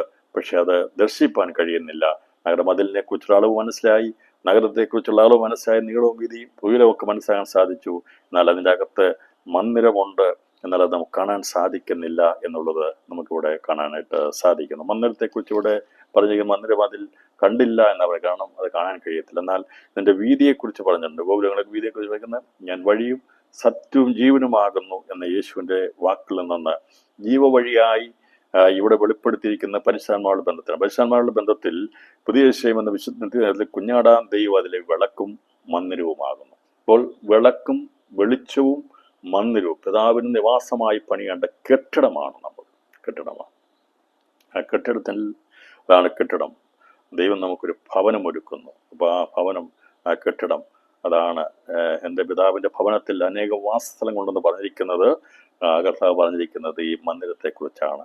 അതിൽ ചേരേണ്ട ആദ്യജാതന്മാരുടെ സഭയെക്കുറിച്ചാണ് പറഞ്ഞിരിക്കുന്നത്. വിളക്കും മന്ദിരവുമാകുന്നു ആകുമ്പോൾ പരിശുദ്ധാത്മാവാം ദൈവമാണ് വീതിയും അതിലെ ശുദ്ധമായ ജീവജല നദിയും. അപ്പോൾ ഈ പറഞ്ഞിരിക്കുന്ന വീതിയുള്ള ബന്ധത്തിൽ വെളിപ്പെടുത്തിയിരിക്കുന്നത് അത് പരിശുദ്ധാത്മാവുള്ള ബന്ധത്തിലാണ്. സുവിശേഷം പരിശുദ്ധാത്മാവിനാൽ അല്ലാതെ ആർക്കും ക്രിസ്തുയേശുവിലൂടെ ഈ പിതാവിൻ്റെ അടുക്കിലേക്ക് വരാൻ കഴിയത്തില്ല. അപ്പോൾ വീതി എന്ന് വ്യക്തമായി ഇവിടെ പറഞ്ഞിരിക്കുന്ന സ്ഫടിക തുല്യമായ തങ്കനിർമ്മിതമാണ് വീതി. അത് പരിശുദ്ധാത്മാവിനോടുള്ള നിദാനമായിട്ടാണ് വെളിപ്പെടുത്തിയിരിക്കുന്നത്. അപ്പോൾ പുതിയ നിശ്ചയം എന്ന നിത്യനഗരത്തിൽ മന്ദിരം കണ്ടില്ലെങ്കിലും അത് കുഞ്ഞാടാൻ ദൈവം അതിലെ വിളക്കും മന്ദിരം, അപ്പോൾ ആ തേജസ് കൊണ്ട് അവൻ തന്നെ പ്രകാശിച്ചു നിൽക്കുന്നത് കൊണ്ട് ആ പിതാവിൻ്റെ നിവാസമാകുന്ന, പിതാവിൻ്റെ മന്ദിരമായിരിക്കുന്ന, നിവാസമായിരിക്കുന്ന മന്ദിരത്തെ കാണാൻ കഴിയത്തില്ല. കാരണം എന്താണ്? അത് അവൻ തന്നെ വെളിച്ചമായി പ്രകാശമാണ്. ഒരു പ്രകാശമന്ദിരമാണ്, പ്രകാശഭവനമാണ്, നിത്യശോഭിതമായ പ്രകാശഭവനമാണ് എൻ്റെ പ്രിയൻ്റെ ഭവനം. അതിലാണ് എനിക്കും നിങ്ങൾക്കും ഭാഗ്യകരമായിരിക്കുന്ന സ്ഥാനമുള്ളത്. അടിസ്ഥാനക്കലായിരിക്കുന്ന ക്രിസ്തുവിനോടുകൂടെ ആ സൂര്യശോഭിതമായിരിക്കുന്ന വലിയ പ്രകാശമുള്ള വിളക്കായിരിക്കുന്ന കുഞ്ഞാടതിൻ്റെ വിളക്കാകുമ്പോൾ അതിൻ്റെ ഭാഗമായി തീർന്ന് ശോഭിതമായി തീരുവാൻ, അതിൻ്റെ മന്ദിരമായി തീരുവാൻ പിതാവാം ദൈവം ആവസിക്കുന്ന വലിയ ഭാഗ്യകരമായ നിവാസത്തിൻ്റെ ഭാഗമായി തീരണം. അതാണ് ക്രിസ്തുവിൻ്റെ ഭവനം. അതാണ് നാം ക്രിസ്തുവിൻ്റെ ഭവനക്കാരത്രയെന്ന് പറയുന്നത്. കർത്താവ് പറഞ്ഞ എൻ്റെ പിതാവിൻ്റെ ഭവനത്തിൽ അനേക വാസസ്ഥലങ്ങളുണ്ടെന്ന് പറഞ്ഞിരിക്കുന്ന എഫെസ്യയിലെ ലേഖനത്തേക്ക് വരുമ്പോൾ നമ്മൾ ക്രിസ്തുവിൻ്റെ ഭവനക്കാരായി തീർന്നു, കെട്ടിടമായി തീരുന്നു എന്നൊക്കെ പറഞ്ഞിരിക്കുന്നത് ഈ പറയുന്ന മന്ദിരത്തെക്കുറിച്ചും നഗരത്തെക്കുറിച്ചും ഒക്കെയുള്ള കാഴ്ചപ്പാട് തന്നിരിക്കുന്നത്. അപ്പം അതേക്കുറിച്ച് ഇനി നമുക്ക് ഇത് പഠിക്കുമ്പോൾ വായിക്കുമ്പോൾ ആഴമേറിയ ജ്ഞാനങ്ങൾ ദൈവാത്മാവ് വെളിപ്പെടുത്തരട്ടെ. ഞാൻ അതിൻ്റെ കൂടുതൽ വിശദീകരണത്തിലേക്ക് കടന്നു പോകാൻ ആഗ്രഹിക്കുന്നില്ല. നിങ്ങൾ എഫെസ്യയിലേക്ക് ലേഖനം വായിക്കുമ്പോൾ വെളിപ്പാട് വസ്ത്രത്തെക്കുറിച്ചുള്ള കാഴ്ചപ്പാടുണ്ടായിരിക്കണം. കർത്താവ് യോഹന്നാൻ സുവിശേഷത്തെ പറയിക്കുന്ന എൻ്റെ പിതാവിൻ്റെ ഭവനത്തിൽ അനേക വാസനം കൊണ്ടെന്ന് പറഞ്ഞിരിക്കുന്നതിൻ്റെ ഭവനം ഇതാണെന്ന് മനസ്സിലാകണം. നാം ഇനി അന്യരും പരദേശികളുമല്ല, വിശുദ്ധന്മാരുടെ സഹപൗരന്മാരും ദൈവത്തിൻ്റെ ഭവനക്കാരും അത്രേ. കർത്താവ് പറഞ്ഞ ഭവനത്തിൽ, പിതാവിൻ്റെ ഭവനത്തിൽ അനേക വാസസ്ഥലങ്ങളുണ്ട്. ഇല്ലെങ്കിൽ ഞാൻ നിങ്ങളോട് പറയാം. അതാ പറഞ്ഞത് ശിഷ്യന്മാരോടാണ് പറഞ്ഞത്, അപ്പോസ്തലിക പദവിയുള്ളവരോടാണ് പറഞ്ഞത്. നമ്മൾ അവൻ്റെ ഭവനക്കാരാണ്, ഭവനമാണ്. ഒരുപക്ഷെ വിശ്വാസി വരുന്ന മുഖാന്തരമായി ഭവനത്തിൽ നിന്ന് ത്യജിക്കപ്പെടുമായിരിക്കും. നമുക്ക് വീട് കാണത്തില്ലായിരിക്കും, ഒറ്റപ്പെടുത്തി കളയുമായിരിക്കും, മക്കൾ ഉപേക്ഷിക്കുമായിരിക്കും, മാതാപിതാക്കൾ ഉപേക്ഷിക്കുമായിരിക്കും, ഭവനക്കാരെല്ലാവരും വെറുത്ത്. അതുകൊണ്ടാണ് പറയുന്നത് 45 സങ്കീർത്തനം പറഞ്ഞിരിക്കുന്നത്. അതുകൊണ്ടാണ് നോക്കുക, ചായ്ക്കുക നിന്റെ പിതൃഭവനത്തെയും ചാർച്ചക്കാരെയും വിടുക, അപ്പോൾ രാജാവ് നിന്റെ സൗന്ദര്യത്തെ ആഗ്രഹിക്കും, അവൻ നിന്റെ നാഥനല്ലോ എന്ന് 45 സങ്കീർത്തനം പ്രേമഗീതത്തിൽ പാടിയിരിക്കുന്നത്. വേദപുസ്തകത്തിന്റെ ഒരു കോരകപുത്രന്മാർ എഴുതിയിരിക്കുന്ന പ്രേമഗീതമാണ് 45 സങ്കീർത്തനം. അതിൽ രേഖപ്പെടുക, അല്ലയോ കുമാരി കേൾക്ക, നോക്കുക, ചെവി ചായ്ക്കുക, സ്വജനത്തെയും നിന്റെ പ്രതിഭവനത്തെയും മറക്ക, അപ്പോൾ നിന്റെ രാജാവ് നിന്റെ സൗന്ദര്യത്തെ ആഗ്രഹിക്കും, അവൻ നിന്റെ നാഥനല്ലോ, നീ അവനെ നമസ്കരിച്ചു കൊള്ളുക. ഇന്ന് ഈ രാത്രിയിൽ വെളിപ്പാട് പുസ്തകത്തിന്റെ ദൂത് പറഞ്ഞവസാനിപ്പിക്കുന്ന സന്ദർഭങ്ങളിൽ ഈ 45 സങ്കീർത്തനം എൻ്റെ ഹൃദയത്തിലേക്ക് ഓടി വരുവാൻ ഇടയായി തീർന്നു. അല്ലയോ കുമാരി കേൾക്ക, നോക്കുക, ചെവി ചായ്ക്കുക, സ്വജനത്തെയും നിന്റെ പിതൃഭവനത്തെയും മറക്ക, അപ്പോൾ രാജാവ് നിന്റെ സൗന്ദര്യത്തെ ആഗ്രഹിക്കും, അവൻ നിന്റെ നാഥനല്ലോ, നീ അവനെ നമസ്കരിച്ചു കൊള്ളുക. പിതൃഭവനം ഇവിടുന്ന് നഷ്ടപ്പെടാം, മാതൃഭവനം നഷ്ടപ്പെടാം, സ്വജനം നഷ്ടപ്പെടാം. എന്നാൽ ക്രിസ്തുയേശുവിന്റെ രക്തത്താൽ സമ്പാദിച്ചിരിക്കുന്ന ആ മഹാസൗധത്തിലെ പ്രധാന ഭാഗമായിരിക്കുന്ന ദൈവത്തിന്റെ ഭവനത്തിനായി തീരുവാൻ, പിതാവിന്റെ ഭവനത്തിൽ ഭാഗമായി തീരുവാൻ ഭാഗ്യമുള്ള പ്രിയപ്പെട്ടവർ 45 സങ്കീർത്തനം പാടിക്കൊണ്ടിരിക്കണം. അതേ, അല്ലയോ കുമാരി കേൾക്ക, നോക്കുക, ചെവി ചായ്ക്ക, സ്വജനത്തെയും നിന്റെ പിതൃഭവനത്തെയും മറക്ക. അതേ, നീ അവരെ ഓർക്കുന്നുണ്ട്, അവർ നിന്നെ മറന്നു കളഞ്ഞതാ, ഉപേക്ഷിച്ചതാ. നീ ഭയപ്പെട്ടു പോകണ്ട. അപ്പനെക്കുറിച്ചും അമ്മയെക്കുറിച്ചും ഒക്കെ വിശ്വാസി വരുന്നവർക്ക് ഓർമ്മയുണ്ട്. അവർ പറയും, സഹോദരനല്ല, സഹോദരിയല്ല, നീ എൻ്റെതല്ല എന്നൊക്കെ പറഞ്ഞ് ക്രിസ്തുവിൽ വരുന്നവരെ അതേ ഉപേക്ഷിച്ച് കളയാറുണ്ടെന്നാൽ ഇന്ന് രാത്രി ദൈവാത്മാവ് പറയുക, അത് സാരമില്ല, മറന്നു കളക, മറക്കപ്പോൾ രാജാവ് നിന്റെ സൗന്ദര്യത്തെ ആഗ്രഹിക്കും, അവൻ നിന്റെ നാഥനല്ലോ എന്നാണ് ഇവിടെ പറഞ്ഞിരിക്കുന്നത്. ഇന്ന് രാത്രിയിൽ ഈ സന്ദേശം ഞാനത് ദൈവസഭയോടുള്ള ബന്ധത്തിലുള്ള അനുഗ്രഹിക്കപ്പെട്ട രീതിയിലുള്ള ഒരു സന്ദേശമായി നമുക്ക് മനസ്സിലാകാവുന്ന വിധത്തിൽ 45 സങ്കീർത്തനത്തെ കൂടിയത് പഠിച്ചു കഴിയുമ്പോൾ, ആര് നമ്മളെ മറന്നാലും മറക്കാത്തൊരു ദൈവം അവൻ്റെ ഭവനത്തിൽ നമ്മെ ചേർത്തുകൊണ്ട് പിതാവിൻ്റെ ഭവനത്തിൻ്റെ കല്ലുകളായി തീർന്ന പിതാവാം ദൈവം, സ്വർഗത്തിൽ വസിക്കുന്ന ദൈവത്തെ ജീവനുള്ള കല്ലുകൾ കൊണ്ട് പണിയപ്പെടുന്ന പിതാവ് യേശു ക്രിസ്തുവാകുന്ന മന്ദിരത്തിനോട് കൂടെ ചേർത്ത് പണിയപ്പെടുന്ന അവൻ്റെ സ്വന്തം ഭവനത്തിലെ കല്ലുകളായി തീരാൻ വേണ്ടിയാണ് ആദമിക വംശത്തെ, ആദമിനെ മണ്ണുകൊണ്ട് ദൈവം സൃഷ്ടിച്ചപ്പോൾ ആദാമിൽ ദൈവം ദർശിച്ചത് ക്രിസ്തുവിനോട് ചേരപ്പെടുവാനുള്ള ആദിജാതന്മാരുടെ സഭയാണ്. അവരെ ക്രിസ്തുവിന്റെ ഭവനത്തോടുകൂടെ കാണുവാനിടയായി തീർന്നു.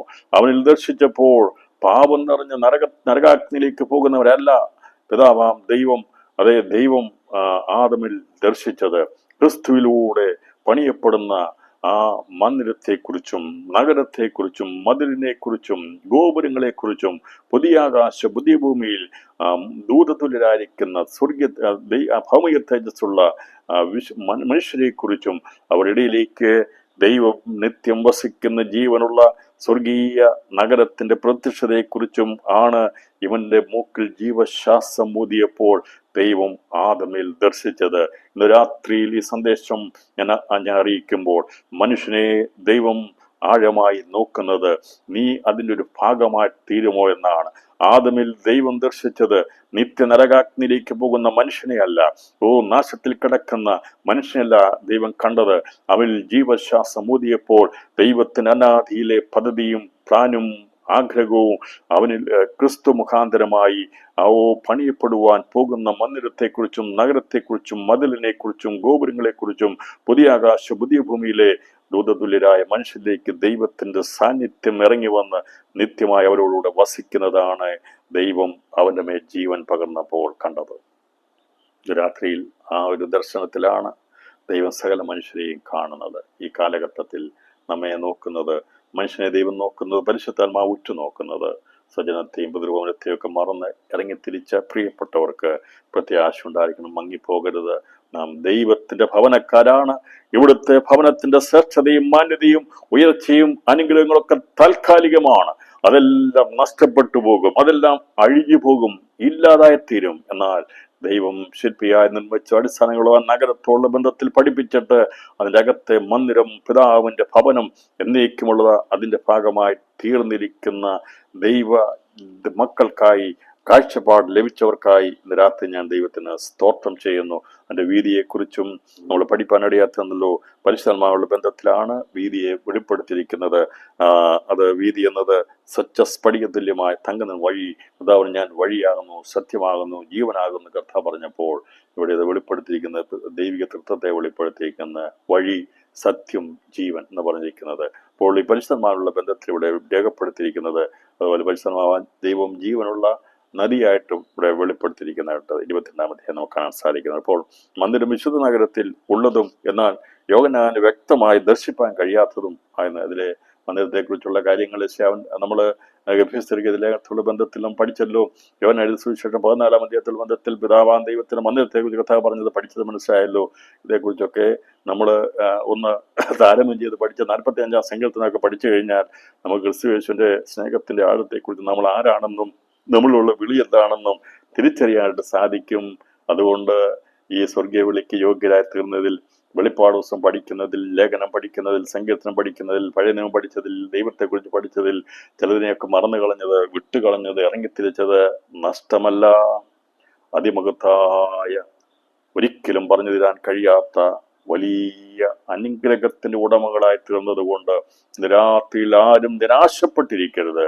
ഞാൻ വിശ്വാസത്തിൽ വന്നല്ലോ എന്ന് വിചാരിച്ചുകൊണ്ട് നിരാശപ്പെടുകയല്ല, നിത്യതയെ ഓർത്തുകൊണ്ട് ഇന്ന് രാത്രി പറയണം, എന്നെ ആരുപേക്ഷിച്ചാലും എനിക്കത് പ്രശ്നമില്ല.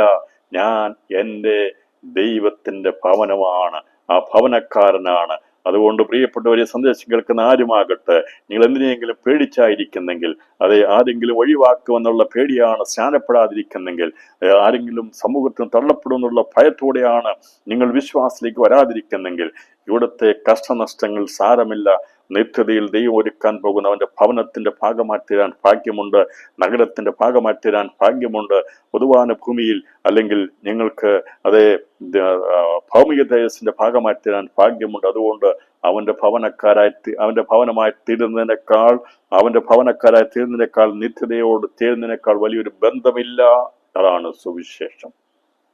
ഈ സന്ദേശമാണ് പരിശുദ്ധാത്മാവ് പറയുക. അതിനകത്ത് നിറമില്ല, ഭാഷയില്ല, വർണ്ണമില്ല, അതേ ജാതിയില്ല, നിറവോ ഭാഷയോ ഒന്നും നോക്കാതെ സകല മനുഷ്യരെയും പരിശുദ്ധാത്മാവ് നോക്കിക്കൊണ്ടിരിക്കുന്നത് അവന്റെ ഭവനക്കാരായി തീരുവാൻ വേണ്ടിയാണ്. അതിലേക്ക് ദൈവാത്മാവ് നടത്തിക്കൊണ്ടിരിക്കുന്നതിനായി സ്തോത്രം.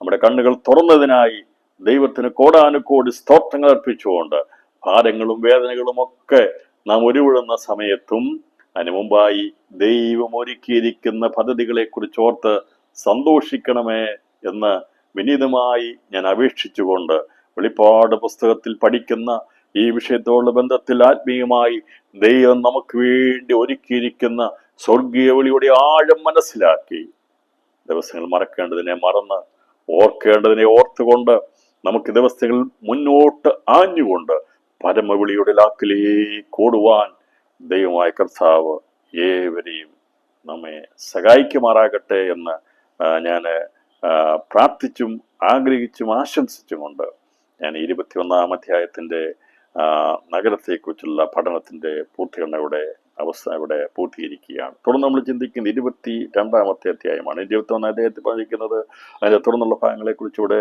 രേഖപ്പെടുത്തിയിരിക്കുന്നത്. അതിലേക്ക് മറ്റാരും പ്രവേശിക്കരുത്, അതുപോലെ ഞാൻ വായിച്ചു വിടാം. ഇത് പറഞ്ഞിരിക്കുന്നത് 22 മുതൽ 12 അത് കണ്ടില്ല, സവിശേഷതയുമായ കർത്താവ് കുഞ്ഞാടും അതിന്റെ മന്ദിരം ആകുന്നു. ജാതികൾ അതിന്റെ വെളിച്ചത്തിൽ നടക്കും, ഭൂമിയുടെ രാജാക്കന്മാർ തങ്ങളുടെ മഹത്വം അതിലേക്ക് കൊണ്ടുവരും. അതിന്റെ ഗോപുരങ്ങൾ പകൽക്കാലത്ത് അടയ്ക്കുകയില്ല, രാത്രി അവിടെ ഇല്ലല്ലോ. ജാതിയുടെ മഹത്വവും ബഹുമാനവും അതിലേക്ക് കൊണ്ടുവരും. കുഞ്ഞാടിന്റെ ജീവവസ്തുവിൽ പേര് അല്ലാതെ അശുദ്ധമായതോ യാതൊന്നും മ്ലേച്ഛതയോ ഭോഷ്കും പ്രവർത്തിക്കുന്നതിനാരും അതിൽ കടക്കുകയില്ല. അപ്പോൾ ഈ നഗരം ഇറങ്ങി വന്ന് അവിടെ വരുമ്പോൾ ഈ വസ്തു പേരുള്ള ഭൂമിയിലെ രാജാക്കന്മാരായിരിക്കുന്നവർക്ക് അവിടെ മഹത്വവും ബഹുമാനവും ആരാധനയും അർപ്പിക്കുവാൻ അവിടെ സാവകാശമുണ്ട്. എന്നാൽ അതല്ലാത്ത ആരും തന്നെ അവിടെ ഇല്ല. അപ്പോൾ ഭൂമിയിലെ രാജാക്കന്മാരായിരിക്കുന്നവർ പ്രവേശിച്ച് ദൈവത്തിന് മഹത്വം കരേറ്റും, ദൈവത്തിന് തിരുമുൽ കാഴ്ചകൾ അർപ്പിക്കും. അവര് നമ്മൾ ഇപ്പോൾ വിശ്വാസത്താൽ ആരാധിക്കുന്നെങ്കിൽ അന്ന് ഭൗമിക ദേശം പ്രാപിക്കുന്നവർക്ക് നഗരത്തിലൂടെ വീതിയിലൂടെ കടന്ന് നഗരത്തിൽ പ്രവേശിച്ച പിതാവാം ദൈവിക സന്ദർശനം അവർക്ക് അനുവദനീയമാണ് എന്ന് പറഞ്ഞിരിക്കുന്നു. ജാതികൾ എന്ന് പറഞ്ഞിരിക്കുന്നത് അതിന് വെളിച്ചത്തിൽ നടക്കും. നമ്മളത് ചിന്തിച്ചിരുന്ന ജാതികൾ എന്ന് പറഞ്ഞിരിക്കുന്നത് മനുഷ്യജാതിയെ ആണ് ഇവിടെ വെളിപ്പെടുത്തിയിരിക്കുന്നത്. ഇപ്പോൾ ഒരു ആദമിൽ നിന്ന് ഒരു മനുഷ്യൻ നിന്ന് ഭൂമിയിൽ വസിക്കേണ്ട സകല മനുഷ്യനെയും ദൈവം ഒരു ജാതിയായി കണ്ടിരിക്കുക. അതിൽ ആണും പെണ്ണും എന്നുള്ള വ്യത്യാസത്തിൽ മനുഷ്യജാതിയെ മുഴുവൻ ദൈവം കണ്ടിട്ടുണ്ട്. അപ്പോൾ ജാതികൾ അതിൻ്റെ വെളിച്ചത്തിൽ നടക്കും. ഭൂമിയുടെ രാജാക്കന്മാർ തങ്ങളുടെ മഹത്വം അതിലേക്ക് കൊണ്ടുപോയി ഇവിടെ പറയുന്നവർ ഭൂമിയുടെ രാജാക്കന്മാരായിരിക്കും, ഭൂമിയിൽ വാഴുന്നവരാണ്, ഭൂമിയുടെ ആരാധനക്കാരാണ് ദൂതതുല്യരായിരിക്കുന്ന മനുഷ്യർ ദൂതന്മാരും. അതിൽ രാജാക്കന്മാരായിട്ട് ഭൂമിയെ വാഴുന്നത് ഭൗമിക തേജസ് പ്രാപിക്കുന്നവരായിരിക്കും. അവിടെ ജാതിയുടെ മഹത്വവും ബഹുമാനവും അതിലേക്ക് കൊണ്ടുവരും. കുഞ്ഞാടിന്റെ ജീവവസ്തുത്തിൽ എഴുതിയിരിക്കുന്നതല്ലാതെ അശുദ്ധമായത് യാതൊന്നും അവരിവിടെ ഈ ഭൗമിക ദേശത്തുള്ള സ്ഥിരവാസമില്ല. നഗരത്തിൽ വസിക്കുന്നത് ഭവനക്കാരായിത്തീരുന്ന മന്ദിരത്തിലുള്ളവരും നഗരത്തിന്റെ ഭാഗത്തുള്ളവരും മതിലിനോട് ബന്ധപ്പെട്ടവരും ഗോപുരങ്ങളോട് ബന്ധപ്പെട്ടവരുമാണ് പിതാവാൻ ദൈവത്തോടുള്ള ബന്ധത്തിൽ സ്ഥിരമായി വസിക്കുന്നത്.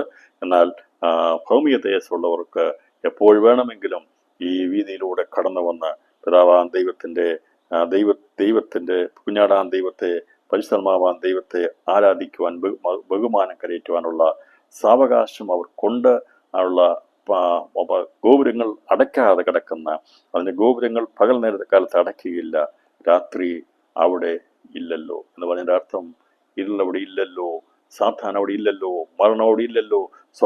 സ്വർഗം എങ്ങനെയായിരുന്നോ അതുപോലെ തന്നെ സ്വർഗത്തിൽ അവന്റെ ഇഷ്ടം ഭൂമിയിലും നിറവേറപ്പെടുകയാണ്. രാത്രിയില്ലാത്ത,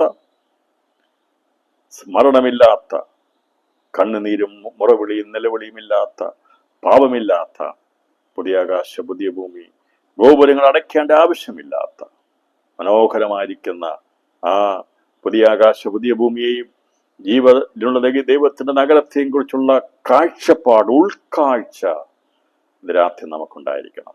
ഇത് വായിച്ചു വിടരുത്, നമ്മുടെ ഹൃദയത്തിൽ പതിയപ്പെടണം. രാത്രിയിൽ മനസ്സിലാക്കാൻ സാധിക്കുമോ? പുതിയ ആകാശ പുതിയ ഭൂമിയെക്കുറിച്ച് ഇനി തുടർന്ന് നമ്മൾ അതേക്കുറിച്ചാണ് ചിന്തിക്കാൻ പോകുന്നത്. അത് മുഴുവൻ പഠിച്ചു കഴിയുമ്പോൾ, ഇത് ഒന്നിനോടൊന്ന് ബന്ധപ്പെടുത്തി ആ കാഴ്ചപ്പാട് കിട്ടിക്കഴിയുമ്പോൾ, വെളിപ്പാട് പുസ്തക പഠനം നമ്മുടെ ജീവിതത്തിന്റെ ആത്മീയ ദർശനത്തിന്റെ വലിയൊരു മുതൽക്കൂട്ടായിരിക്കും. നമുക്കെപ്പോഴും ധ്യാനിക്കുവാൻ, ചിന്തിക്കുവാൻ, നമുക്ക് ആഗ്രഹിക്കുവാൻ അത് ഈ പഠനം കാരണമായി തരും. ആ ആഗ്രഹത്തിൽ നാം എത്തിച്ചേരും ഒരു നാൾ. അതിനുവേണ്ടിയാണ് ഈ ദൈവം നാം പഠിച്ചുകൊണ്ടിരിക്കുന്നത്. തുടർന്ന് നമ്മൾ ചിന്തിക്കുന്ന 22-ാമത്തെ അധ്യായത്തിലാണ്. കാരണം ഇനി ഇതേക്കുറിച്ച് വിവരിക്കണമെങ്കിൽ ലേഖനത്തെക്കുറിച്ച് വളരെ കാര്യമായിട്ട് പഠിപ്പിക്കാം. യേശു സ്നേഹത്തെക്കുറിച്ച്, ദാനത്തെക്കുറിച്ച്, ആഴത്തെക്കുറിച്ച്, റോമർക്ക് ലേഖനത്തോട് ബന്ധത്തിൽ, മറ്റു യോഹന്നാൻ സുവിശേഷത്തോടുള്ള ബന്ധത്തിലൊക്കെ പഠിപ്പിക്കാൻ തുടങ്ങിക്കഴിഞ്ഞാൽ നമുക്ക് എത്ര മണിക്കൂറുകൾ വേണമെങ്കിലും അത് സംബന്ധമായ ക്ലാസ്സുകൾ പഠിക്കാം. മറ്റുള്ള വിഷയങ്ങൾ എടുത്ത് കൊരിന്ത്യർക്ക് ലേഖനത്തോട് ബന്ധത്തിലൊക്കെ പഠിക്കാൻ പോകും. പക്ഷെ അത് ഞാൻ അതിലേക്ക് പോകാൻ ആഗ്രഹിച്ചത് ഈ വെളിപ്പാട് പുസ്തക പഠനത്തിന്റെ അതിന് ആവശ്യമായ ചില കാര്യങ്ങളെ വെളിപ്പെടുത്തി ഇന്നതിനാണ് എന്ന് വെളിപ്പെടുത്തി പോവുകയാണ്. അതിൻ്റെ വിശദമായിരിക്കുന്ന ഒരു കാഴ്ചപ്പാടിലേക്ക് പോകാതെ അതിൻ്റെ ഔട്ട്ലൈൻ മാത്രം തന്നു പോകുമ്പോൾ ബാക്കി പഠിക്കുകയും ചിന്തിക്കുകയും അതിനെക്കുറിച്ച് ആഗ്രഹം ഉണ്ടാകേണ്ടത് ശ്രോതാക്കളായിരിക്കുന്ന ഏവർക്കും ഉള്ളതാണെന്ന് പറഞ്ഞുകൊണ്ട് ഞാൻ 21-ാം അധ്യായത്തിന്റെ പഠനം പൂർത്തീകരിച്ചുകൊണ്ട് നമ്മുടെ വെളിപ്പാട് പുസ്തകം അതിൻ്റെ 22-ാം അധ്യായത്തിലേക്ക് പ്രവേശിക്കുമ്പോൾ വളരെ സന്തോഷവാനാണ്. 1189 അധ്യായങ്ങളുള്ള വിശുദ്ധ തിരുവെഴുത്തിലെ അവസാന അധ്യായത്തിലേക്കാണ് പ്രവേശിക്കുന്നത്. ഉൽപ്പത്തി പുസ്തകം 1-ാം അധ്യായം ആരംഭിടുമ്പോൾ 1189 അധ്യായങ്ങളുണ്ട്. അതിൻ്റെ അവസാന അധ്യായത്തിലേക്കാണ് പ്രവേശിച്ചിരിക്കുന്നത്. 1-ാം അധ്യായം വായിക്കാത്തവരാരുമില്ല, ഉൽപ്പത്തി പുസ്തകം വായിക്കാത്ത ആരുമില്ല. ആദിയിൽ ദൈവം ആകാശവും ഭൂമിയും സൃഷ്ടിച്ചു എന്ന് പറഞ്ഞു തുടങ്ങിയിട്ട് ഈ 1189 അധ്യായങ്ങൾ അതിൻ്റെ അകത്തുള്ള അതിസങ്കീർണമായിരിക്കുന്ന വിഷയങ്ങൾ, ചരിത്രങ്ങൾ എല്ലാം വെളിപ്പെടുത്തി അവസാനം രേഖപ്പെടുത്തിയിരിക്കുന്നത് വീതിയുടെ നടുവിൽ ദൈവത്തിൻ്റെയും കുഞ്ഞാടിൻ്റെ സിംഹാസനത്തിൽ നിന്ന് പുറപ്പെടുന്നതായി പളുങ്കുപോലെ ശുഭ്രമായ ജീവജലനദിയും അവൻ എന്നെ കാണിച്ചു. ദൈവിക തൃത്വം വെളിപ്പെടുത്തുകയാണ്. എന്താണ് ദൈവിക തൃത്വം എന്ന് ചോദിക്കുന്നവരുണ്ട്. ദൈവം ഏകനല്ലേ? പിന്നെ നമ്മൾ പറയുന്ന ദൈവിക തൃത്വം എന്താണെന്ന് ചോദിക്കുമ്പോൾ, ദൈവം എന്ന് പറയുന്ന ആദിയിൽ ദൈവം ആകാശവും ഭൂമിയെ സൃഷ്ടിച്ചെന്ന് പറഞ്ഞ ദൈവം ആരാകുന്നു എന്ന് വ്യക്തമായി വെളിപ്പെടുത്തിക്കൊണ്ടാണ് 1189 അധ്യായം എഴുതി പൂർത്തീകരിച്ച് ഇവിടെ വീതിയുടെ നടുവിൽ ദൈവത്തിന്റെയും കുഞ്ഞാടിന്റെയും സിംഹാസനത്തിൽ നിന്ന് പുറപ്പെടുന്നതായ പളുങ്കുപോലെ ശുഭ്രമായ ജീവ ജലനിധിയും അവൻ എന്നെ കാണിച്ചു. അപ്പോൾ ഈ കാണിച്ചിരിക്കുന്നത് ദൈവത്തിന്റെയും കുഞ്ഞാടിന്റെയും പിതാവിന്റെയും പുത്രന്റെയും, അപ്പോൾ അതുപോലെ പളുങ്ക് ജീവ ജലനദി പരിശുദ്ധാത്മാവിനെ കാണിക്കുന്നു. അപ്പോൾ പിതാവാരാകുന്നു, പുത്രനാകാരാകുന്നു, പരിശുദ്ധാത്മാവാരാകുന്നു എന്നുള്ളത് അവർ ഒന്നാകുന്നു എന്നാണ് 22 അധ്യായം 1 വാക്യത്തിൽ രേഖപ്പെടുത്തിയിരിക്കുന്നത്. ഇനി ആർക്കും ദൈവതത്വത്തെ കുറിച്ചുള്ള സംശയം ഉണ്ടാകത്തില്ല. 1 അധ്യായത്തിൽ തുടങ്ങിയ ദൈവം എന്നാ പറഞ്ഞെങ്കിൽ ആ ദൈവം ആരാകുന്നു എന്ന് യേശു കർത്താവ് വെളിപ്പെടുത്തി. കർത്താവ് ഞാൻ സംസാരിച്ച വചനങ്ങൾ ജീവനും ആത്മാവുമാകുന്നു.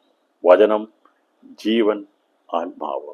പിതാവാം ദൈവമാകുന്ന ആത്മാവാം ദൈവം, ആലോചനയുടെ ആത്മാവാം ദൈവം. ഞാൻ സംസാരിച്ച വചനം അത് വചനമാണ് സകലത്തിനും കാരണമായിരിക്കുന്നത്. സൃഷ്ടിയുടെ കാരണമായിരിക്കുന്ന വചനം ജീവൻ എന്ന് കാണിക്കുന്നത് പരിശുദ്ധാത്മാവിനെ കാണിപ്പം ക്രിസ്തുയേശുവാകുന്ന വചനം, ജീവനാകുന്ന പരിശുദ്ധാത്മാവ്, ആലോചനയാകുന്ന ആത്മാവാൻ ദൈവം. ഈ മൂന്നും കൂടെ ചേരുന്നതിനെയാണ് ദൈവം എന്ന് പറയുന്നത്. അപ്പോൾ ആ മൂന്നും കൂടുന്നതിനെയാണ് നമ്മൾ ദൈവിക തൃത്വം എന്ന് പറയുന്നത്. അതാണ് വെളിപ്പാട് 22 അധ്യായത്തിൽ ദൈവമെന്ന ഉൽപ്പത്തി പുസ്തകം തുടങ്ങിയെങ്കിൽ എഴുതി അവസാനിപ്പിച്ചിരിക്കുന്ന ദൈവിക തൃത്വത്തെ വെളിപ്പെടുത്തിയാണ്. ദൈവത്തിന്റെയും കുഞ്ഞാടിന്റെയും സിംഹാസനത്തിൽ പുറപ്പെടുന്നതായി പളുങ്കുപോലെ ശുഭ്രമായ ജീവ ജലനിധിയും അവൻ എന്നെ കാണിച്ചു. ഇത് കാണിക്കുമ്പോൾ ദൈവതത്വത്തെ കാണിക്കുക. ഇതോടൊപ്പം ഈ നഗരം, ഈ വിശുദ്ധമായിരിക്കുന്ന ആ സ്വർഗീയ നഗരത്തോട് ബന്ധത്തിൽ വെളിപ്പെടുമ്പോൾ കുഞ്ഞാടിനോട് കൂടെ അവന്റെ മണവാട്ടിയുണ്ട്. ഒരിക്കലും പിരിയാത്ത ഒരു ബന്ധത്തിലായിത്തീർന്ന കുഞ്ഞാടിന്റെ സിംഹാസനത്തോടുള്ള ബന്ധത്തിൽ അവന്റെ സിംഹാസനം ഇരുത്തപ്പെട്ടിരിക്കുന്ന മണവാട്ടി സഭ നിത്യതയിൽ അവനോട് കൂടെ കാണും.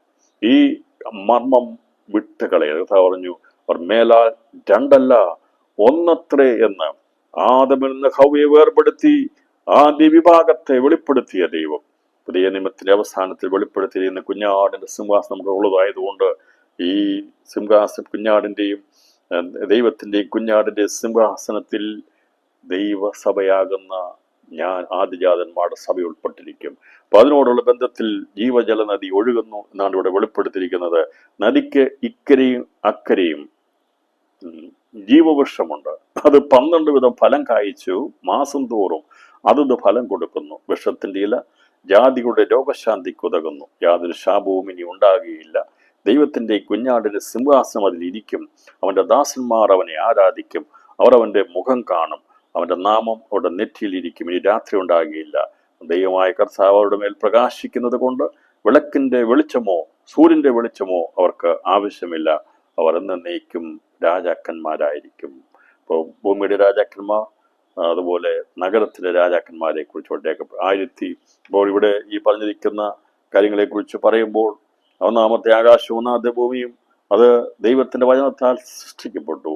അവന്റെ അതേ വചനത്താൽ കത്തിയഴിയപ്പെട്ട ശേഷമായി ദൈവത്തിന്റെ വചനമാകുന്ന ക്രിസ്തുയേശുവിനാൽ പുതിയ ആകാശ പുതിയ ഭൂമി പ്രത്യക്ഷപ്പെടുകയും ഒരിക്കലും മാറിപ്പോകാത്ത ആ പുതിയ ആകാശ പുതിയ ഭൂമിയിലേക്ക് ദൈവിക തൃത്വത്തിലെ പരിശുദ്ധാത്മാവാം ദൈവത്തെ വെളിപ്പെടുത്തിക്കൊണ്ടാണ് വിഷ്ണുനഗരമാകുന്ന പുതിയ ദിശയിലെ മന്ദിരത്തിൽ നിന്ന് പുറപ്പെടുന്ന പളുങ്ക് നദി പോലെ ശുഭ്രമായ ജീവജല നദിയെ വെളിപ്പെടുത്തുന്നത്. അപ്പോൾ എന്നേക്ക് സ്ഥിരമായിരിക്കുന്ന പൊതുവാന ഭൂമിയിലെ സ്വർഗീയ സിംഹാസനത്തിന്റെ അക്ഷരികമായ ആത്മീയ സമ്പൂർണ്ണതയുടെ വെളിപ്പെടുത്തൽ ഈ ഭാഗത്ത് നമുക്ക് കാണാൻ സാധിക്കുന്നുണ്ട്.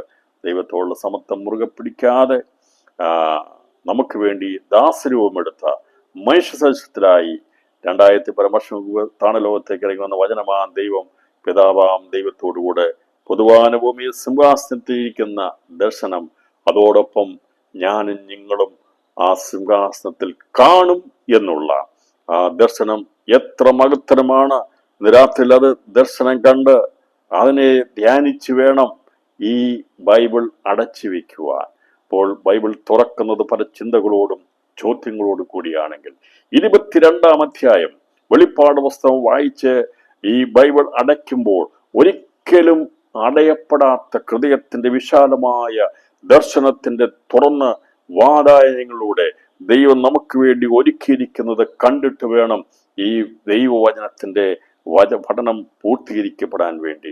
ഒരിക്കലും നിന്നു പോകാത്ത, തീർന്നു പോകാത്ത ദൈവമായിട്ടുള്ള ആഴമേറിയ സ്നേഹത്തിൽ അവന്റെ സിംഹാസനിരിക്കുന്ന വലിയ ദർശനത്തെ കണ്ടുകൊണ്ട് ദിവസങ്ങളിൽ ഒരിക്കലും അടയപ്പെടാത്ത, ഒരിക്കലും നഷ്ടമായി തീരാത്ത ആ വലിയ പ്രത്യാശ നമ്മളിലൂടെ നാം എപ്പോഴും ദർശിച്ചു വേണം നമ്മുടെ ജീവിതത്തിന് ഓരോ ദിവസവും നാം അവസാനിക്കുവാൻ. അവനുമായിട്ട് ചേരുവാനുള്ള വലിയ മർമ്മത്തെ മനസ്സിലാക്കി ജീവനുള്ള ദൈവത്തിന്റെ നഗരത്തെക്കുറിച്ചും ദൈവത്തിനെ കുഞ്ഞാണ്ട് സിംഹാസനം പുറപ്പെട്ടൊഴുകുന്ന ജീവജല നദി പുതിയ ഭൂമി പുതിയ ആകാശത്തെ ജീവസമ്പുഷ്ടമാക്കുന്ന ജീവജല നദി. ഏതൻ സൃഷ്ടിച്ചപ്പോൾ അതിൽ നിന്നൊരു നദി പുറപ്പെട്ട് 4 ശാഖകളായി പിരിഞ്ഞിട്ടാണ് ഒഴുകിയതെങ്കിൽ ഇവിടെ അങ്ങനെ 4ആയിട്ട് പിരിയുന്നില്ല. ഒരൊറ്റ നദി മാത്രമേ ഉള്ളൂ ഒഴുകുന്നത്. അതിൽ മറ്റ് ജലജന്തുക്കളോ ജീവികളോ മറ്റൊന്നും കാണത്തില്ല. ജീവജലമായിരിക്കും അതിലൂടെ സമൃദ്ധിയായി ഒഴുകുന്നത്. അതിനെ ജീവജല നദിയായി പൊതുവാന ഭൂമിയിൽ ഒഴുകുന്നു. ഇതിനകത്ത് മറ്റ് ജീവികൾ കാണത്തില്ല, ഇതിനകത്ത് മത്സ്യം കാണത്തില്ല, സ്ഥിമംഗലം കാണത്തില്ല, ഒന്നും കാണത്തില്ല. നീതി വസിക്കുന്ന നീതിമാനായിരിക്കുന്ന ദൈവത്തിന്റെ സിംഹാസനം ഒഴുകുന്ന ജീവജല നദിയിൽ ജീവജലം മാത്രമാണ് അതിലുള്ളത്. അതിന്റെ ഇരുകരയിലും ജീവവൃക്ഷമുണ്ട്. ഏതിൽ കാണുവാൻ ഭംഗിയുള്ളതും തിന്മാൻ നല്ല ഫലമുള്ളതുമായ അനേക വൃക്ഷങ്ങളുണ്ടായിരുന്നു. നമുക്ക് 3 ഭാഗങ്ങളെ പഠിക്കാൻ സാധിക്കും. 1 ഏദനിലെ തോട്ടം, 2 1000 ആണ്ട് വാഴ്ചയിലെ യെരുശലേം, 3 നിത്യ യെരുശലേമാകുന്ന ജീവനുള്ള നഗരം. ഏദനിൽ നമുക്ക് അനേക വൃക്ഷങ്ങൾ അവിടെ ഉണ്ടായിരുന്നു. കാണുവാൻ നല്ലതൊക്കെ ഉണ്ടായിരുന്നു, തിന്മാൻ നല്ലതായിരുന്നു. ഒരൊറ്റ വൃക്ഷം ഒഴികെ ബാക്കിയുള്ളതെല്ലാം ഭക്ഷ്യയോഗ്യമായിരുന്നു. തോട്ടത്തിന് നടുവിലുണ്ടായിരുന്ന ജീവവൃക്ഷം, അത് 2-ാം അധ്യായം 9-ാം വാക്യം ഉൽപ്പത്തി പുസ്തകം പറയുന്നു. 2-ാം അധ്യായം 9-ാം വാക്യം നന്മ തിന്മകളെ കുറിച്ച് അറിവിന്റെ വൃക്ഷഫലം ഉണ്ടായിരുന്നു. ആത്മവണ്ണം സംഭവിച്ച മനുഷ്യരുടെ നഗ്നത മറയ്ക്കാൻ വേണ്ടി ഉപയോഗിച്ച അത്തിമരം ഉണ്ടായിരുന്നു. ഉൽപ്പത്തി പുസ്തകം 2-ാം അധ്യായം 9-ാം വാക്യം, 3-ാം അധ്യായം 7-ാം വാക്യം. അപ്പോൾ ഈ 3 മരങ്ങളെ കുറിച്ചുള്ള വെളിപ്പാട് നമുക്ക് ഉൽപ്പത്തി പുസ്തകത്തിൽ കാണാൻ സാധിക്കും. 1 ജീവവൃക്ഷം, ഒരെണ്ണേ ഉണ്ടായിരുന്നുള്ളൂ. അറിവിന്റെ വൃക്ഷം 1 മാത്രമേ ഉണ്ടായിരുന്നുള്ളൂ. അത്തിമരത്തെക്കുറിച്ച് പറഞ്ഞിരിക്കുന്നത് നഗ്നത മറയ്ക്കാൻ വേണ്ടി മനുഷ്യൻ ഉപയോഗിച്ച അത്തിയിലയാണ്. ഈ 3 മരങ്ങളാണ് ഉൽപ്പത്തി പുസ്തകത്തിൽ വെളിപ്പെടുത്തിയിരിക്കുന്നത്. എന്നാൽ ഇവ കൂടാതെ ഇന്ന് എത്രയോ മരങ്ങൾ നമുക്കിവിടെ കാണുവാൻ സാധിക്കും, എത്രയോ വൃക്ഷങ്ങൾ എത്രയോ കാണാൻ സാധിക്കുന്നുണ്ട്. എന്നാൽ നിത്യതയിൽ ഈ മരങ്ങളൊന്നും കാണത്തില്ല. നിന്റെ നഗ്നത മറയ്ക്കുവാൻ വേണ്ടി നിനക്ക് മറ്റൊരു മരത്തിൽ ആശ്രയിക്കേണ്ട ആവശ്യമില്ല. ആദമും ഹവ്വയും അന്ന് അവിടെ നഗ്നത മറയ്ക്കാൻ വേണ്ടി അത്തിമരത്തെ അവർ ആശ്രയിച്ചെങ്കിൽ അതിൻ്റെ ആവശ്യമില്ല. മനുഷ്യന് നഗ്നത മറയ്ക്കേണ്ട ആവശ്യമില്ല. കാരണം നഗ്നത മാറി തേജസ്സെടുത്തവരാണ് പൊതുവാന ഭൂമിയിലുള്ളത്. പിന്നെ അറിവിന്റെ വൃക്ഷം അവിടെ ഇല്ല, ഇരുൾ അവിടെ ഇല്ല, മരണമില്ല. ലോകത്തിന്റെ അറിവ്, അതേ ദൈവത്തിന് തെറ്റിപ്പോയ ലൂസിഫറിന്റെ അറിവിനെ വെളിപ്പെടുത്തുന്ന ആ അറിവിന്റെ നന്മതിന്മകളെ കുറിച്ച് അറിവെന്ന് പറഞ്ഞാൽ നന്മയായിരുന്നവൻ തിന്മയായി തീർന്ന ആ അറിവിന്റെ വൃക്ഷം അവിടെയില്ല. എന്നാൽ അവിടെ ഉള്ളത് പുതിയ നിയമത്തിൽ നമുക്ക് കാണാൻ സാധിക്കും. പഴയ നിയമത്തിൽ ഒരൊറ്റ മരമായിരുന്ന ജീവവർഷമായിട്ടുണ്ടായിരുന്നെങ്കിൽ മുഴുവൻ ജീവവർഷം കൊണ്ട് സമ്പുഷ്ടമായിരിക്കുന്ന നദിയുടെ അക്കരയും ഇക്കരയുമുള്ള ജീവവർഷം മാത്രമുള്ളത്. എന്നാൽ ഇതിനോട് നമ്മൾ എഗസ്കൽപ്പത്തെ കുറിച്ച് പഠിക്കുമ്പോൾ അതുമായിട്ട് വ്യത്യാസം ഉള്ളത് സകലത വൃക്ഷങ്ങൾ ഉള്ളതിനെ കുറിച്ച്. എഗസ്കൽപ്പം 47-ാം അധ്യായം 7 മുതൽ 12 വാക്യം നമ്മൾ പഠിച്ചിരുന്നു. അവിടെ മന്ദിരത്തുനിന്ന് പുറപ്പെട്ടൊഴുകുന്ന ഒരു നദി കാണുന്നുണ്ട്. അത് ചെന്ന് ചേരുന്നിടത്തൊക്കെ ചലിക്കുന്ന സകല പ്രാണികളും ജീവിക്കുന്നത് ജീവജല നദിയായിട്ടല്ല ഒഴുകിയിരിക്കുന്നത്. ജീവസമ്പുഷ്ടമാക്കാൻ വേണ്ടി, വീണ്ടും ജീവൻ കൊടുക്കാൻ വേണ്ടി മന്ദിരത്ത് വഴി വരുന്ന വെള്ളമാണ്. അതിൻ്റെ ഇരുകരയിലും സകലത വൃക്ഷങ്ങളും ഉണ്ട്. അവിടെ നന്മയുടെ വൃക്ഷത്തിന്റെ ഫലമില്ല, സകലത വൃക്ഷങ്ങളുമാണ് ഉള്ളത്. എന്നാൽ നിത്യതയിൽ മനുഷ്യന്റെ ആഹാരം എന്ത് എന്ന് ചോദിച്ചാൽ അത് ഒരു സംശയവും കൂടാതെ പറയാൻ സാധിക്കും, ജീവവൃക്ഷത്തിന്റെ ഫലങ്ങളും അതിൻ്റെ ഇലകളും ജീവ ജലനദിയുമാണ് മനുഷ്യരുടെ അന്നത്തെ ആഹാരം. എന്താണ് നിത്യത്തിലെ ആഹാരം? എന്താണ് അത്? ജീവവൃക്ഷത്തിന്റെ ഇലകളും അതിൻ്റെ ഫലങ്ങളും ജീവജലമാകുന്നു എന്നാണ് നമുക്ക് വ്യക്തമാക്കുന്നത്. ഇപ്പോൾ പുതിയ നിയമത്തിൽ ഈ വെളിപ്പാട് എഴുതി തീർക്കുമ്പോൾ നമുക്ക് 1-ാമത്തെ അധ്യായത്തിൽ തുടങ്ങിയ സകലവിധ വൃക്ഷങ്ങളുടെ ഫലം കൊടുത്തിട്ടുണ്ടെങ്കിൽ ഇവിടെ എല്ലാവിധ വൃക്ഷങ്ങളുടെ ഫലമല്ല, ജീവവൃക്ഷം നിത്യജീവനോടുള്ള ബന്ധത്തിൽ സമൃദ്ധിയായി ഭക്ഷിക്കാൻ, ജീവജലനദി കുടിക്കുവാൻ, അതിൻ്റെ ഇലകൾ ഭക്ഷിപ്പാൻ ഉള്ള ആഹാരമായിട്ട് ദൈവം അതിനെ കണ്ടു. അപ്പോൾ നിത്യത്തിൽ ആഹാരമുണ്ടോ എന്ന് ചോദിച്ചാൽ ആഹാരമുണ്ട്, വെള്ളമുണ്ടോ എന്ന് വെച്ചാൽ വെള്ളമുണ്ട്. ജീവജലനദിയാണ് എന്നാണ് കുടിക്കുന്നത്. ജീവവൃക്ഷത്തിൻ്റെ ഫലമാണ്, ഇലകളുമാണ് എൻ്റെ ഭക്ഷണമായിട്ട് ഇവിടെ പറഞ്ഞിരിക്കുന്നത്. അപ്പം 1000 ആണ്ട് വാഴ്ചയിൽ വ്യത്യസ്തമായിട്ടുള്ള നിത്യമായുള്ള വ്യത്യാസമാണ്. അപ്പോൾ ഏതെന്നുള്ള ബന്ധത്തിൽ ഉള്ള വ്യത്യസ്തത, 1000 ആണ്ട് വാഴ്ചയുള്ള വ്യത്യസ്തത, നിത്യതയുള്ള വ്യത്യസ്തത. ഉൽപ്പത്തി പുസ്തകം 2 അധ്യായം വായിക്കുമ്പോൾ നമുക്കത് മനസ്സിലാകുന്നതും, എഹെസ്കേൽ പ്രവചനം 47 അധ്യായം 7 മുതൽ 12 വരെയുള്ള വാക്യങ്ങൾ വായിച്ചും നിങ്ങൾ ചിന്തിക്കുക. തമ്മിലുള്ള വ്യത്യാസമുണ്ട്. നിത്യതയുള്ള ബന്ധത്തിൽ വെളിപ്പാട് 22 അധ്യായത്തിൽ പറഞ്ഞിരിക്കുന്നത് മനുഷ്യന്റെ ആഹാരമായി ദൈവം പറഞ്ഞിരിക്കുന്നത് ജീവവൃക്ഷത്തിന്റെ ഇലകളും ഫലങ്ങളും ജീവവൃക്ഷമാകുന്നു. സൃഷ്ടിയുടെ ആരംഭത്തിൽ നന്മ വിഷഫലം ഒഴികെ ശേഷമുള്ളതൊക്കെ ഭക്ഷ്യയോഗ്യമായിരുന്നു. മനസ്സണ്ടക്കേട് ഫലം പൂജിച്ച മനുഷ്യൻ ഇളാകുന്ന മരണത്തിനും ജീവനാകുന്ന വെളിച്ചത്തിനിടയായി തീർന്നത് മുള്ളും പറക്കാരെയും മുളയ്ക്കപ്പെട്ട അതുപോലെ തിന്മാൻ യോഗ്യമല്ലാത്തതായ നിരവധി വൃക്ഷങ്ങൾ ശാപം നിറഞ്ഞ ഭൂമിയിൽ ഉണ്ടാകുവാൻ ഇടയായി തീർന്നു. അപ്പോൾ നല്ലതുമാകാത്തതുമായ വൃക്ഷങ്ങൾ ഇപ്പോൾ ഈ ലോകത്തിലുണ്ട്. ആധുനിക ലോകത്തിലെ നമ്മൾ പഠിച്ചു കഴിഞ്ഞാൽ ഈ 12 വിധ മാസത്തിൽ 12 വിധ ഫലം നൽകുന്നതിനെ കുറിച്ച് ഇവിടെ നമുക്ക് എഹെസ്കേൽ പ്രവചനത്തിൽ കാണാൻ സാധിക്കുന്ന പോലെ ഇവിടെയും അതേക്കുറിച്ച് രേഖപ്പെടുത്തിയിട്ടുണ്ട്. 12 വിധ ഫലം മാസത്തോറും, അത് 12 വിധം ഫലം കായ്ച്ച് മാസം തോറും അതത് ഫലം കൊടുക്കുന്നു. വൃക്ഷത്തിൻ്റെ ജാതികളുടെ രോഗശാന്തിക്ക് ഉതകുന്നു എന്നിവിടെ രേഖപ്പെടുത്തും. അപ്പോൾ അക്കരയ്ക്കും ജീവവൃക്ഷമുണ്ട്. അത് 12 വിധം ഫലം കായ്ച്ച് മാസം തോറും അതത് ഫലം കൊടുക്കുന്നു. ഇപ്പോൾ മാസമുണ്ട്, വർഷമുണ്ട്. അപ്പോൾ അവിടെ എല്ലാ മാസത്തിലും 12 വിധ ഫലം കായ്ക്കുന്നതിനെ കുറിച്ച് രേഖപ്പെടുത്തിയിട്ടുണ്ട്. അപ്പോൾ ജീവവൃക്ഷം തന്നെ 12 ഫലങ്ങൾ നൽകുന്നുണ്ട്. 12 വിധ ഫലം, മാസത്തോട് അതത് ഫലം കൊടുക്കുന്നു, ഫലം കായ്ച്ചു. വേറെ വൃക്ഷമില്ല. ഇത് നമുക്ക് ജീവവൃക്ഷമേ ഉള്ളൂ. അപ്പോൾ ഒരൊറ്റ ആഹാരമല്ല അവിടെ ഉള്ളത്. അത് 12 വിധ, ഓരോ മാസത്തിലും 12 വിധ ഫലങ്ങളാണ് നൽകുന്നത് എന്നുള്ളത്. ആധുനിക ശാസ്ത്രം നമ്മൾ പഠിക്കുമ്പോൾ ഒരു വൃക്ഷത്തിൽ തന്നെ, ഞാൻ ഈ പുസ്തകം എഴുതുന്ന സമയത്ത് ഇതേക്കുറിച്ച് ചിന്തിച്ചപ്പോൾ കണ്ടത് 40-ലധികം ഫലം ഭക്ഷിക്കാവുന്ന, പറിച്ചെടുക്കാവുന്നതായ മരങ്ങളെ കണ്ടുപിടിച്ചിട്ടുണ്ടെന്നാണ്. ഒറ്റ മരം മതി, അതിൽ നിന്ന് എല്ലാ വിവിധ തരത്തിലുള്ള ഒരു വൃക്ഷത്തിൽ വിവിധയിനം പഴങ്ങൾ കായ്ക്കുന്ന മരങ്ങളുടെ തളിർപ്പുകൾ ക്രാഫ്റ്റ് ചെയ്ത് പിടിപ്പിച്ച് സാധ്യമാക്കി. ഇത്തരം 40-ലേറെ വിവിധതരം ഫലങ്ങൾ ഒരു വൃക്ഷത്തിൽ നിന്ന് തന്നെ ഉൽപ്പാദിപ്പിക്കാമെന്നുള്ള യാഥാർത്ഥ്യമായി തീർന്നിരിക്കും. ഒരൊറ്റ മരം മതി, അതിൽ നിന്ന് 40 തരം അതിൻ്റെ ഫലങ്ങൾ ഉണ്ടാക്കിയെടുക്കാമെന്ന് ശാസ്ത്രം പഠിപ്പിച്ചിരിക്കുന്നു. ഇവിടെ വെളിപ്പെടുത്തിയിട്ടുണ്ട്. ഒരൊറ്റ മരം മതി, 40 തരം ഫലവൃക്ഷങ്ങൾ എന്തുണ്ടാകും. അത് ക്രാഫ്റ്റ് ചെയ്ത് തളുത്ത് അതിനെ ഒട്ടിച്ചു ചേർക്കുകയാണ്.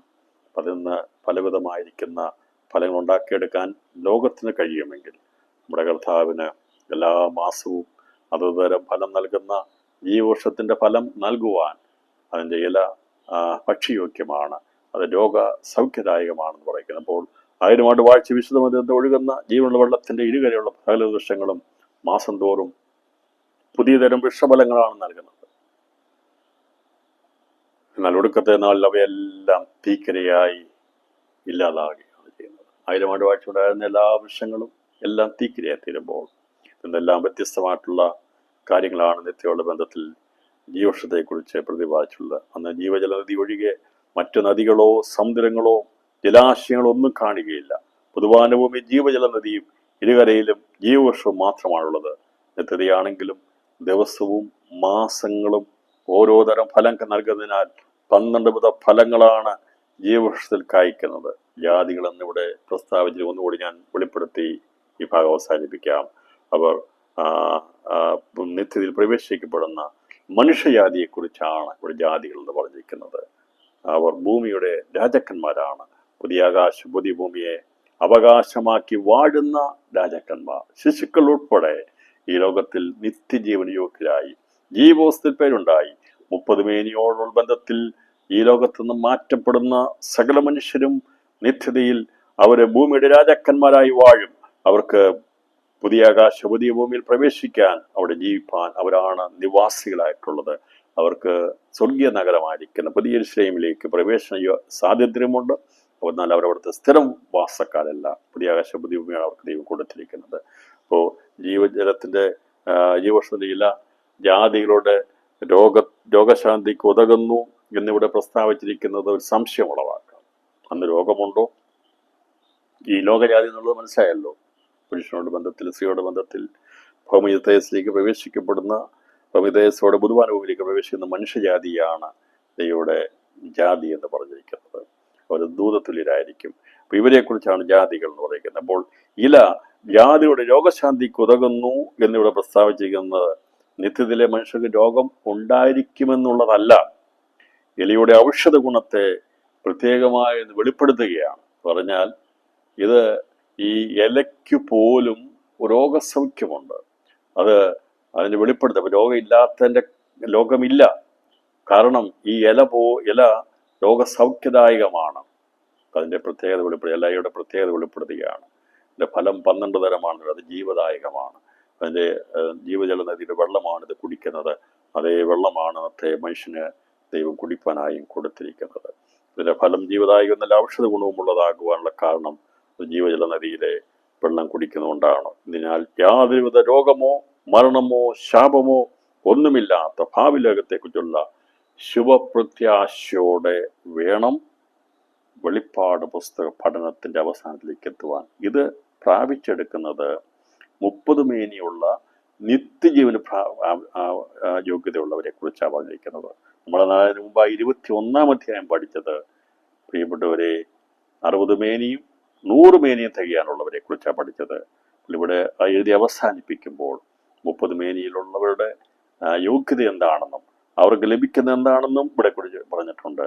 അത് നമ്മൾ അതിനേക്കാൾ ശ്രേഷ്ഠകരമായ കാര്യത്തെക്കുറിച്ചാണ് പഠിച്ചത്. എന്നാൽ എവിടെയാണ് ഈ നഗരം ഇറങ്ങി വരുന്നതിനെ കുറിച്ചുള്ള ചിന്തയാണ് ഇവിടെ തന്നിരിക്കുന്നത്. ദൈവത്തിനെ കുഞ്ഞാണ്ട് സുവാസം ഇരിക്കുന്നത് വിശുദ്ധ നഗരമാകുന്ന പുതിയ യെരൂശലേം, അതിൽ നിന്ന് പുറപ്പെടുന്ന ജീവനദിയ പരിശുദ്ധാത്മാവ് പുതിയ ഭൂമിയിൽ കൂടി ഒഴുകി ജീവസമ്പുഷ്ടമാക്കുന്ന അന്ന് ഭൂമിയിൽ വാഴുന്ന ഭൂമിയുടെ രാജാക്കന്മാരെ മനുഷ്യജാതിയെ കുറിച്ചുമുള്ള വിവരണത്തോടു കൂടിയാണ് ഈ ഇത്രയും ഭാഗങ്ങൾ നമുക്കിവിടെ വെളിപ്പെടുത്തിയിരിക്കുന്നത്. തുടർന്ന് വെളിപ്പെടുത്തിയ ബുധവാനുഭൂമിയിലേക്ക് ഇറങ്ങി വരുന്ന വിശുദ്ധ നഗരത്തിലെ ദാസന്മാരുടെ നിത്യ ആരാധനയെക്കുറിച്ചാണ്. നിത്യതയിൽ 2 വിഭാഗത്തിലുള്ളവരുടെ ആരാധനയാണുള്ളത്. നിത്യയുള്ള ബന്ധത്തിൽ ആരാധനയുണ്ട്.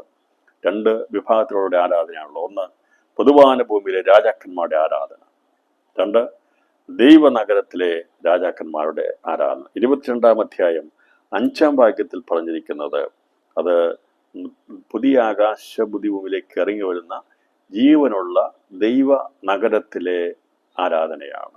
അവിടെ പറയുന്നത് അവന്റെ മുഖം കാണും, അവർ അവന്റെ ദാസന്മാർ അവനെ ആരാധിക്കും, അവർ അവന്റെ മുഖം കാണും, അവന്റെ നാമം അവരുടെ നെറ്റിയിൽ ഇരിക്കും, ഇനി രാത്രി ഉണ്ടാകുകയില്ല. ദൈവമായ കർത്താവിടെ വെക്കുന്നോട് വിളിച്ചു അവർ എന്നേക്കും രാജാക്കം. അപ്പോൾ ഇവർ നിത്യ നഗരത്തിലെ ആരാധക വൃന്ദവും രാജാക്കന്മാരുമാണ്. അവിടെ ആരാധനയെക്കുറിച്ചാണ് ഇവിടെ 22-ാം അധ്യായം 5-ാം വാക്യത്തിൽ പറഞ്ഞിരിക്കുന്നെങ്കിൽ 21-ാം അധ്യായം അതിൻ്റെ 24-ാമത്തെ വാക്യത്തിൽ പറഞ്ഞിരിക്കുന്നത് ജാതികൾ അതിൻ്റെ വെളിച്ചത്തിൽ നടക്കും, ഭൂമിയുടെ രാജാക്കന്മാർ തങ്ങളുടെ മഹത്വം അതിലേക്ക് കൊണ്ടുവരും എന്നാണ് പറഞ്ഞിരിക്കുന്നത്. അപ്പോൾ ഇവര് ആരാധിക്കാനായിട്ട് നഗരത്തിലേക്ക് പ്രവേശിക്കുമെന്നാൽ നഗരത്തിൽ നിത്യം ആരാധിക്കുന്നവരുടെ ദാസന്മാരാണ്. അവന്റെ മുഖം കണ്ട് സ്ഥിരമായി ആരാധിക്കുവാൻ. അതേക്കുറിച്ച് നമുക്ക് വെളിപ്പാട് പുസ്തകം പഠിക്കുമ്പോൾ അതിൻ്റെ 7-ാം അധ്യായത്തിൽ രേഖപ്പെടുത്തിയിട്ടുണ്ട്. അവർ അവന്റെ മുഖം കണ്ട് അവനെ ആരാധിക്കും. അവന്റെ നെറ്റിയിൽ പേരെഴുതിയിരിക്കുന്ന 144-നെക്കുറിച്ച് രേഖപ്പെടുത്തിയപ്പോൾ നഗരത്തോടുള്ള ബന്ധത്തിലുള്ള ആൾക്കാരാണ് നിത്യാരാധനക്കായ നഗരത്തിന്റെ ഭാഗമായി തീരുന്നത്. എന്നാൽ ഭൂമിയുള്ള ബന്ധത്തിലുള്ള ആരാധനയും ഉണ്ടായിരിക്കുമെന്ന് രേഖപ്പെടുത്തിയിരിക്കുന്നത്. അപ്പോൾ ഭൂമിയിലെ ആരാധന, ബുധവാന ഭൂമി പ്രാകാലത്തിൽ വസിക്കുന്ന നീതിമാനുള്ള ആരാധനയാണിത്. അവർ നിത്യം വിശുദ്ധ നഗരമാകുന്ന പുതിയ യെരൂശലേമിൽ പാർക്കുന്നവരല്ല. എന്നാൽ അവർക്ക് എപ്പോൾ വേണമെങ്കിലും ഗോപുരത്തിൽ കൂടി വിശുദ്ധ നഗരത്തിൽ പ്രവേശിച്ച ദൈവത്തിന് അവരുടെ മഹത്വവും ബഹുമാനവും അർപ്പിക്കുവാനുള്ള സ്വാതന്ത്ര്യം ഉണ്ടായിരിക്കും. ഇവരാണ് പൊതുവാന ഭൂമിയിലെ ആരാധനക്കാരാകുന്ന ഭൂമിയിലെ രാജാക്കന്മാർ. ദൈവനഗരത്തിലെ ആരാധനക്കാരെ കുറിച്ചാണ് ഇവിടെ രേഖപ്പെടുത്തിയിരിക്കുന്നത്. പുതിയ യെരൂശലേം എന്ന വിശുദ്ധ നഗരത്തിൽ നിത്യം വസിച്ചുകൊണ്ട് ദൈവത്തെ ആരാധിക്കാനുള്ള പദവി ലഭിക്കുന്നവരാണിവർ. ദൈവത്തിൻ്റെ നാമമാണ് അവിടെ നെറ്റിമേൽ ഇരിക്കുന്നത്. പുനരുത്ഥാനത്തെ സ്വർഗത്തിൽ എത്തിച്ചേരുന്ന രക്തസാക്ഷിയുള്ള ബന്ധത്തിൽ ഇവരെക്കുറിച്ച് നാം പഠിച്ചതാണ്. ഇപ്പം നെറ്റിയിൽ മുദ്രയിട്ടിരിക്കുന്ന 140. അപ്പോൾ ഇവരെല്ലാം ദൈവത്തെ നഗരത്തിൽ ആരാധിക്കുന്നവരാണ്. പഴയ പുതിയ നിയമത്തിലെ ദാസന്മാരും സകലവിശുദ്ധന്മാരുമാണ് സ്വർഗത്തിലെ ആലയത്തിൻ്റെ വിശുദ്ധ സ്ഥലത്തിൽ നിന്ന് രാപ്പകൽ ദൈവത്തെ ആരാധിക്കുന്നത്. 1000 ആണ്ട് വാഴ്ചയിൽ മഹാരാജാവും ദൈവത്തിൻ്റെ ആരാധന ബന്ധത്തിലുള്ളവരും ഇവരായിരിക്കും എന്നതിനെക്കുറിച്ച് നാം ചിന്തിച്ചിരുന്നപ്പോൾ ദൈവനഗരത്തിൻ്റെ ആരാധനക്കാർ സ്വർഗദേശത്ത് പ്രാപിക്കുന്നവരാണ്. പുതിയ ആകാശ പുതിയ ഭൂമിയിലെ ഭൗമികദേശത്തുള്ളവർ അവർ ഭൂമിയിലെ ആരാധനക്കാരായിരിക്കും. നഗരത്തിലെ ആരാധനക്കാരാണ് ദൈവത്തിൻ്റെ ദാസന്മാരായിരുന്ന ചന്ദ്ര നക്ഷത്ര തേജസ് പ്രാപിച്ചവർ. അവർ ചന്ദ്ര നക്ഷത്ര തേജസ് പ്രാപിച്ചവരാണ് നഗരത്തിലെ ആരാധനക്കാർ. അപ്പോൾ പുതിയത്തിൽ അവരുടെ ആരാധന അതിൻ്റെ പരിപൂർണതയിലേക്ക് എത്തിച്ചേരുകയും പിതാവാം ദൈവത്തെയും കുഞ്ഞാടാൻ ദൈവത്തെയും പരിശുദ്ധമാവാൻ ദൈവത്തെയും നിത്യം ആരാധിക്കുകയും ചെയ്യുന്നു. അവരാണ് പുതിയ യെരൂശലേം എന്ന വിശുദ്ധ നഗരത്തെ ആരാധനക്കാരാണ് രാജാക്കന്മാരുടെ പദവിയിലുള്ള രാജാക്കന്മാർ. ആ വിശുദ്ധന്മാരെ കുറിച്ച് നമ്മൾ ചിന്തിച്ചപ്പോൾ ആരൊക്കെ എവിടേക്കായിരുന്നു? അപ്പം നമ്മളവിടെ പോയി നിത്യം ആരാധിക്കാനുള്ളവരാണോ? അല്ല. നമ്മൾ ദൈവത്തോടുകൂടി ചേർന്ന് കഴിഞ്ഞാൽ അവന് കൊടുക്കുന്ന ബഹുമാനവും സ്തുതിയും സ്തോത്രമെല്ലാം ക്രിസ്തുവിന് ലഭിക്കുന്നതെല്ലാം അവൻ്റെ മണവാട്ടിക്കും ലഭിക്കും. മേലാൽ അവർ രണ്ടല്ല ഒന്നാണ്. ഇന്ന് ദൈവത്തെ സത്യത്തിൽ ആത്മാവിലും ആരാധിച്ച് നിഷ്കളങ്ക ഹൃദയത്തോടെ കർത്താവിനെ പിൻപറ്റിയാൽ നിത്യതയിൽ ലഭിക്കാൻ പോകുന്നത് എത്ര വലിയ ഭാഗ്യകരമായ അവസ്ഥയാണ്. രാത്രിയിൽ എൻ്റെ ഈ സന്ദേശം കേൾക്കുന്ന പ്രിയപ്പെട്ടവരെ, നമ്മളിവിടെ ആരാധിക്കുന്നത് നിത്യനായ ദൈവത്തെയാണ്. എന്നാൽ സകല സൃഷ്ടികളും അതിൻ്റെതായിട്ടുള്ള ദൈവത്തെ സ്തുതിക്കുന്നുണ്ട്, ദൈവത്തെ മഹത്വപ്പെടുത്തുന്നുണ്ട്. ഇപ്പോഴത്തെ ആകാശഭൂമികളെല്ലാം അഴിഞ്ഞു പോകും. അതിനുശേഷമായ നിത്യതയിൽ ആരാധന ഉണ്ടായിരിക്കും. പുരാതന കാലത്ത് ഏനോസിൻ്റെ കാലത്ത് തുടങ്ങിയ ദൈവികാരാധന ഇന്ന് വരെ തലമുറകളിലൂടെ കൈമാറപ്പെട്ട് ദൈവത്തിൻ്റെ സത്യത്തിലും ആത്മാവിലും ആരാധിക്കുന്ന ആരാധനക്കാരായി പുതിയ നിയമത്തിൻ്റെ ആരാധനയിലേക്ക് എത്തിച്ചേരാൻ കർത്താവ് സഹായിച്ചു. അപ്പോൾ അത് ദൂതന്മാർ മുഖാന്തരം മറച്ചാണ് സ്വർഗാസ്വർഗത്തിൽ ദൈവത്തെ ആരാധിക്കുന്നതെങ്കിൽ, സാറാഫുകളും ഗരൂപുകളും മറച്ചാണ് ആരാധിക്കുന്നെങ്കിൽ, പുതിയ നിയമത്തിലെ ആരാധന നമ്മൾ കണ്ടു. സ്വർഗാസ്വർഗത്തിൽ മുഖം മറയ്ക്കാതെ പാദം മറയ്ക്കാതെ ഉള്ള ആരാധന, ദൈവത്തെ മുഖം കണ്ട് ആരാധിക്കുവാനുള്ള ഭാഗ്യം നമുക്ക് ലഭിക്കുന്നു. മനുഷ്യവംശത്തിൽ ജീവിക്കുന്നു, സൃഷ്ടികൾ ജീവിക്കുന്നു എന്ന് പറയുന്നു. അപ്പോൾ ദൈവത്തെ എത്തിച്ചേർന്ന നിസ്സീനായ ഇതിനെയും മറ്റൊരു ഭാഗം കൂടിയാണ് നമ്മൾ ചിന്തിക്കേണ്ടത്. പഴയ നിയമത്തിൻ്റെ ആരാധനയും പുതിയ നിയമത്തിൻ്റെ ആരാധന എവിടേക്കാണ് എത്തിച്ചേരുന്നത് എന്നുള്ളതിനെക്കുറിച്ച് ദൈവം വെച്ചാൽ നാളെ നമ്മൾ ചിന്തിക്കുന്നതായിരിക്കും. ഇബ്രാഹിം ലേഖനത്തിലുള്ള ബന്ധത്തിൽ 12-ാം അധ്യായം 22 മുതൽ 24 വരെ രേഖപ്പെടുത്തിയിരിക്കുന്ന നാം എവിടേക്കാണ് എത്തിച്ചേരുന്നത് എന്നുള്ളത്. ഇപ്പോൾ പഴയ നിയമത്തിൻ്റെ സീനായ പർവ്വതത്തിലേക്ക് എത്തിച്ചേരുന്നതിനേക്കുള്ള വ്യത്യസ്തമായി നാം എവിടെയാണ് എത്തിച്ചേർന്നിരിക്കുന്നത്, പുതിയ നിയമ വിശ്വാസിയുടെ സ്ഥാനവും പദവിയും എന്താണെന്ന് എബ്രായ ലേഖനത്തിൽ പൗലോസ് അപ്പോസ്തലൻ രേഖപ്പെടുത്തിയിട്ടുണ്ട്. അതേക്കുറിച്ച് ദൈവം വെച്ചാൽ നാളെ നമുക്ക് ചിന്തിക്കാം. ഇന്ന് രാത്രി ഞാൻ ഈ വചന പഠനത്തിന് ഇവിടെ പൂർത്തീകരണം ഇടുമ്പോൾ നമുക്ക് സന്തോഷമുള്ളവരായിരിക്കണം. നാം എത്രമാത്രം ദൈവത്തെ മഹത്വപ്പെടുത്തണം. പൊതുവാന ഭൂമിയിലേക്ക് ഇറങ്ങി വരുന്ന സ്വർഗീയ സിംഹാസനത്തിൻ്റെ ഭാഗമായി തീരുവാൻ, അവനോട് ചേർന്ന് മന്ദിരമായി തീരുവാൻ ദൈവം തന്നിരിക്കുന്ന വലിയ ഭാഗ്യത്തിനായി സ്തോത്രം ചെയ്യാം. ദൈവം വെച്ചാൽ നാളെ നമ്മൾ പുതിയ ആരാധന നാം എത്തിച്ചേർന്നിരിക്കുന്നത് എവിടേക്കാണെന്നും നിത്യമുള്ള ബന്ധത്തിൽ എവിടെയായിത്തീരും എന്നുള്ള സന്ദേശം കൂടി നമുക്ക് കേൾക്കാൻ സാധിക്കും. ഇന്ന് രാത്രിയിൽ നാം ഈ ദൈവജന പഠനത്തിലെ പൂർത്തീകരണത്തിലേക്ക് എത്തുമ്പോൾ അതെ നമുക്ക് സന്തോഷമുണ്ടായിരിക്കണം. 1789 അധ്യായമുള്ള ഈ വേദപുസ്തകത്തിൻ്റെ അവസാന അധ്യായം നാം വായിച്ച് അടയ്ക്കുമ്പോൾ അതെ നമ്മുടെ ഹൃദയത്തിൻ്റെ വാതിലുകൾ തുറക്കണം. വിശാലമായ ദർശനമുണ്ടായിരിക്കണം. നമ്മൾ ആരായിരിക്കുന്നുള്ള കാഴ്ചപ്പാട്. ഒരുപക്ഷെ നമ്മളിന്ന് മറ്റുള്ളവരൊന്നും ആയിരിക്കത്തില്ല, അറിയപ്പെടുന്നവരായിരിക്കത്തില്ല, ഒന്നുമില്ലാത്തവരായിരിക്കാം, എല്ലാവരും മറക്കപ്പെട്ടവരായിരിക്കാം. രാത്രിയിൽ ദൈവാത്മാ പറയുന്നു, ദൈവം നമ്മെ കണ്ടിരിക്കുന്നത് നീ പലതിനെയും മറന്നു കളഞ്ഞാൽ മറക്കാത്ത ദൈവത്തിൻ്റെ ഭവനത്തിൻ്റെ ഭാഗമായി തീരാനുള്ള ഭാഗ്യമുണ്ട് എന്നുള്ള ദൂത് കൈമാറിക്കൊണ്ട് ദൈവത്തെ എപ്പോഴും ഹൃദയത്തിൽ സ്മരിച്ചുകൊണ്ട് അവൻ നമ്മുടെ നാഥനല്ലോ, അവനെ നാം നമസ്കരിച്ചു കൊള്ളുക. എപ്പോഴും നമ്മുടെ നമസ്കാരം, നമ്മുടെ ആരാധന ക്രിസ്തുവിന് കൊടുത്തുകൊണ്ട് നിത്യമായി അവൻ്റെ സിംഹാസീരിപ്പാനുള്ള വലിയ ഭാഗ്യത്തിലേക്ക് നാം ലോകത്തിലുള്ളതിനെ മറന്ന്, പിമ്പിലുള്ളതിനെ മറന്ന്, മുമ്പിലുള്ളതിൻ്റെ പരമവിളിയുടെ ലാക്കിലേക്ക് ആഞ്ഞ് ഓടുവാൻ ദൈവാത്മാവ് നമ്മെ സഹായിക്കട്ടെ എന്ന ദൂത് കൈമാറിക്കൊണ്ട് ഞാൻ ഈ 104-ാമത്തെ ബൈബിൾ ക്ലാസ് വിരാമപ്പെടുന്നു. ദൈവമായ കർത്താവ് നമ്മെ ഏവരെയും ധാരാളമായി അനുഗ്രഹിക്കുമാറാകട്ടെ.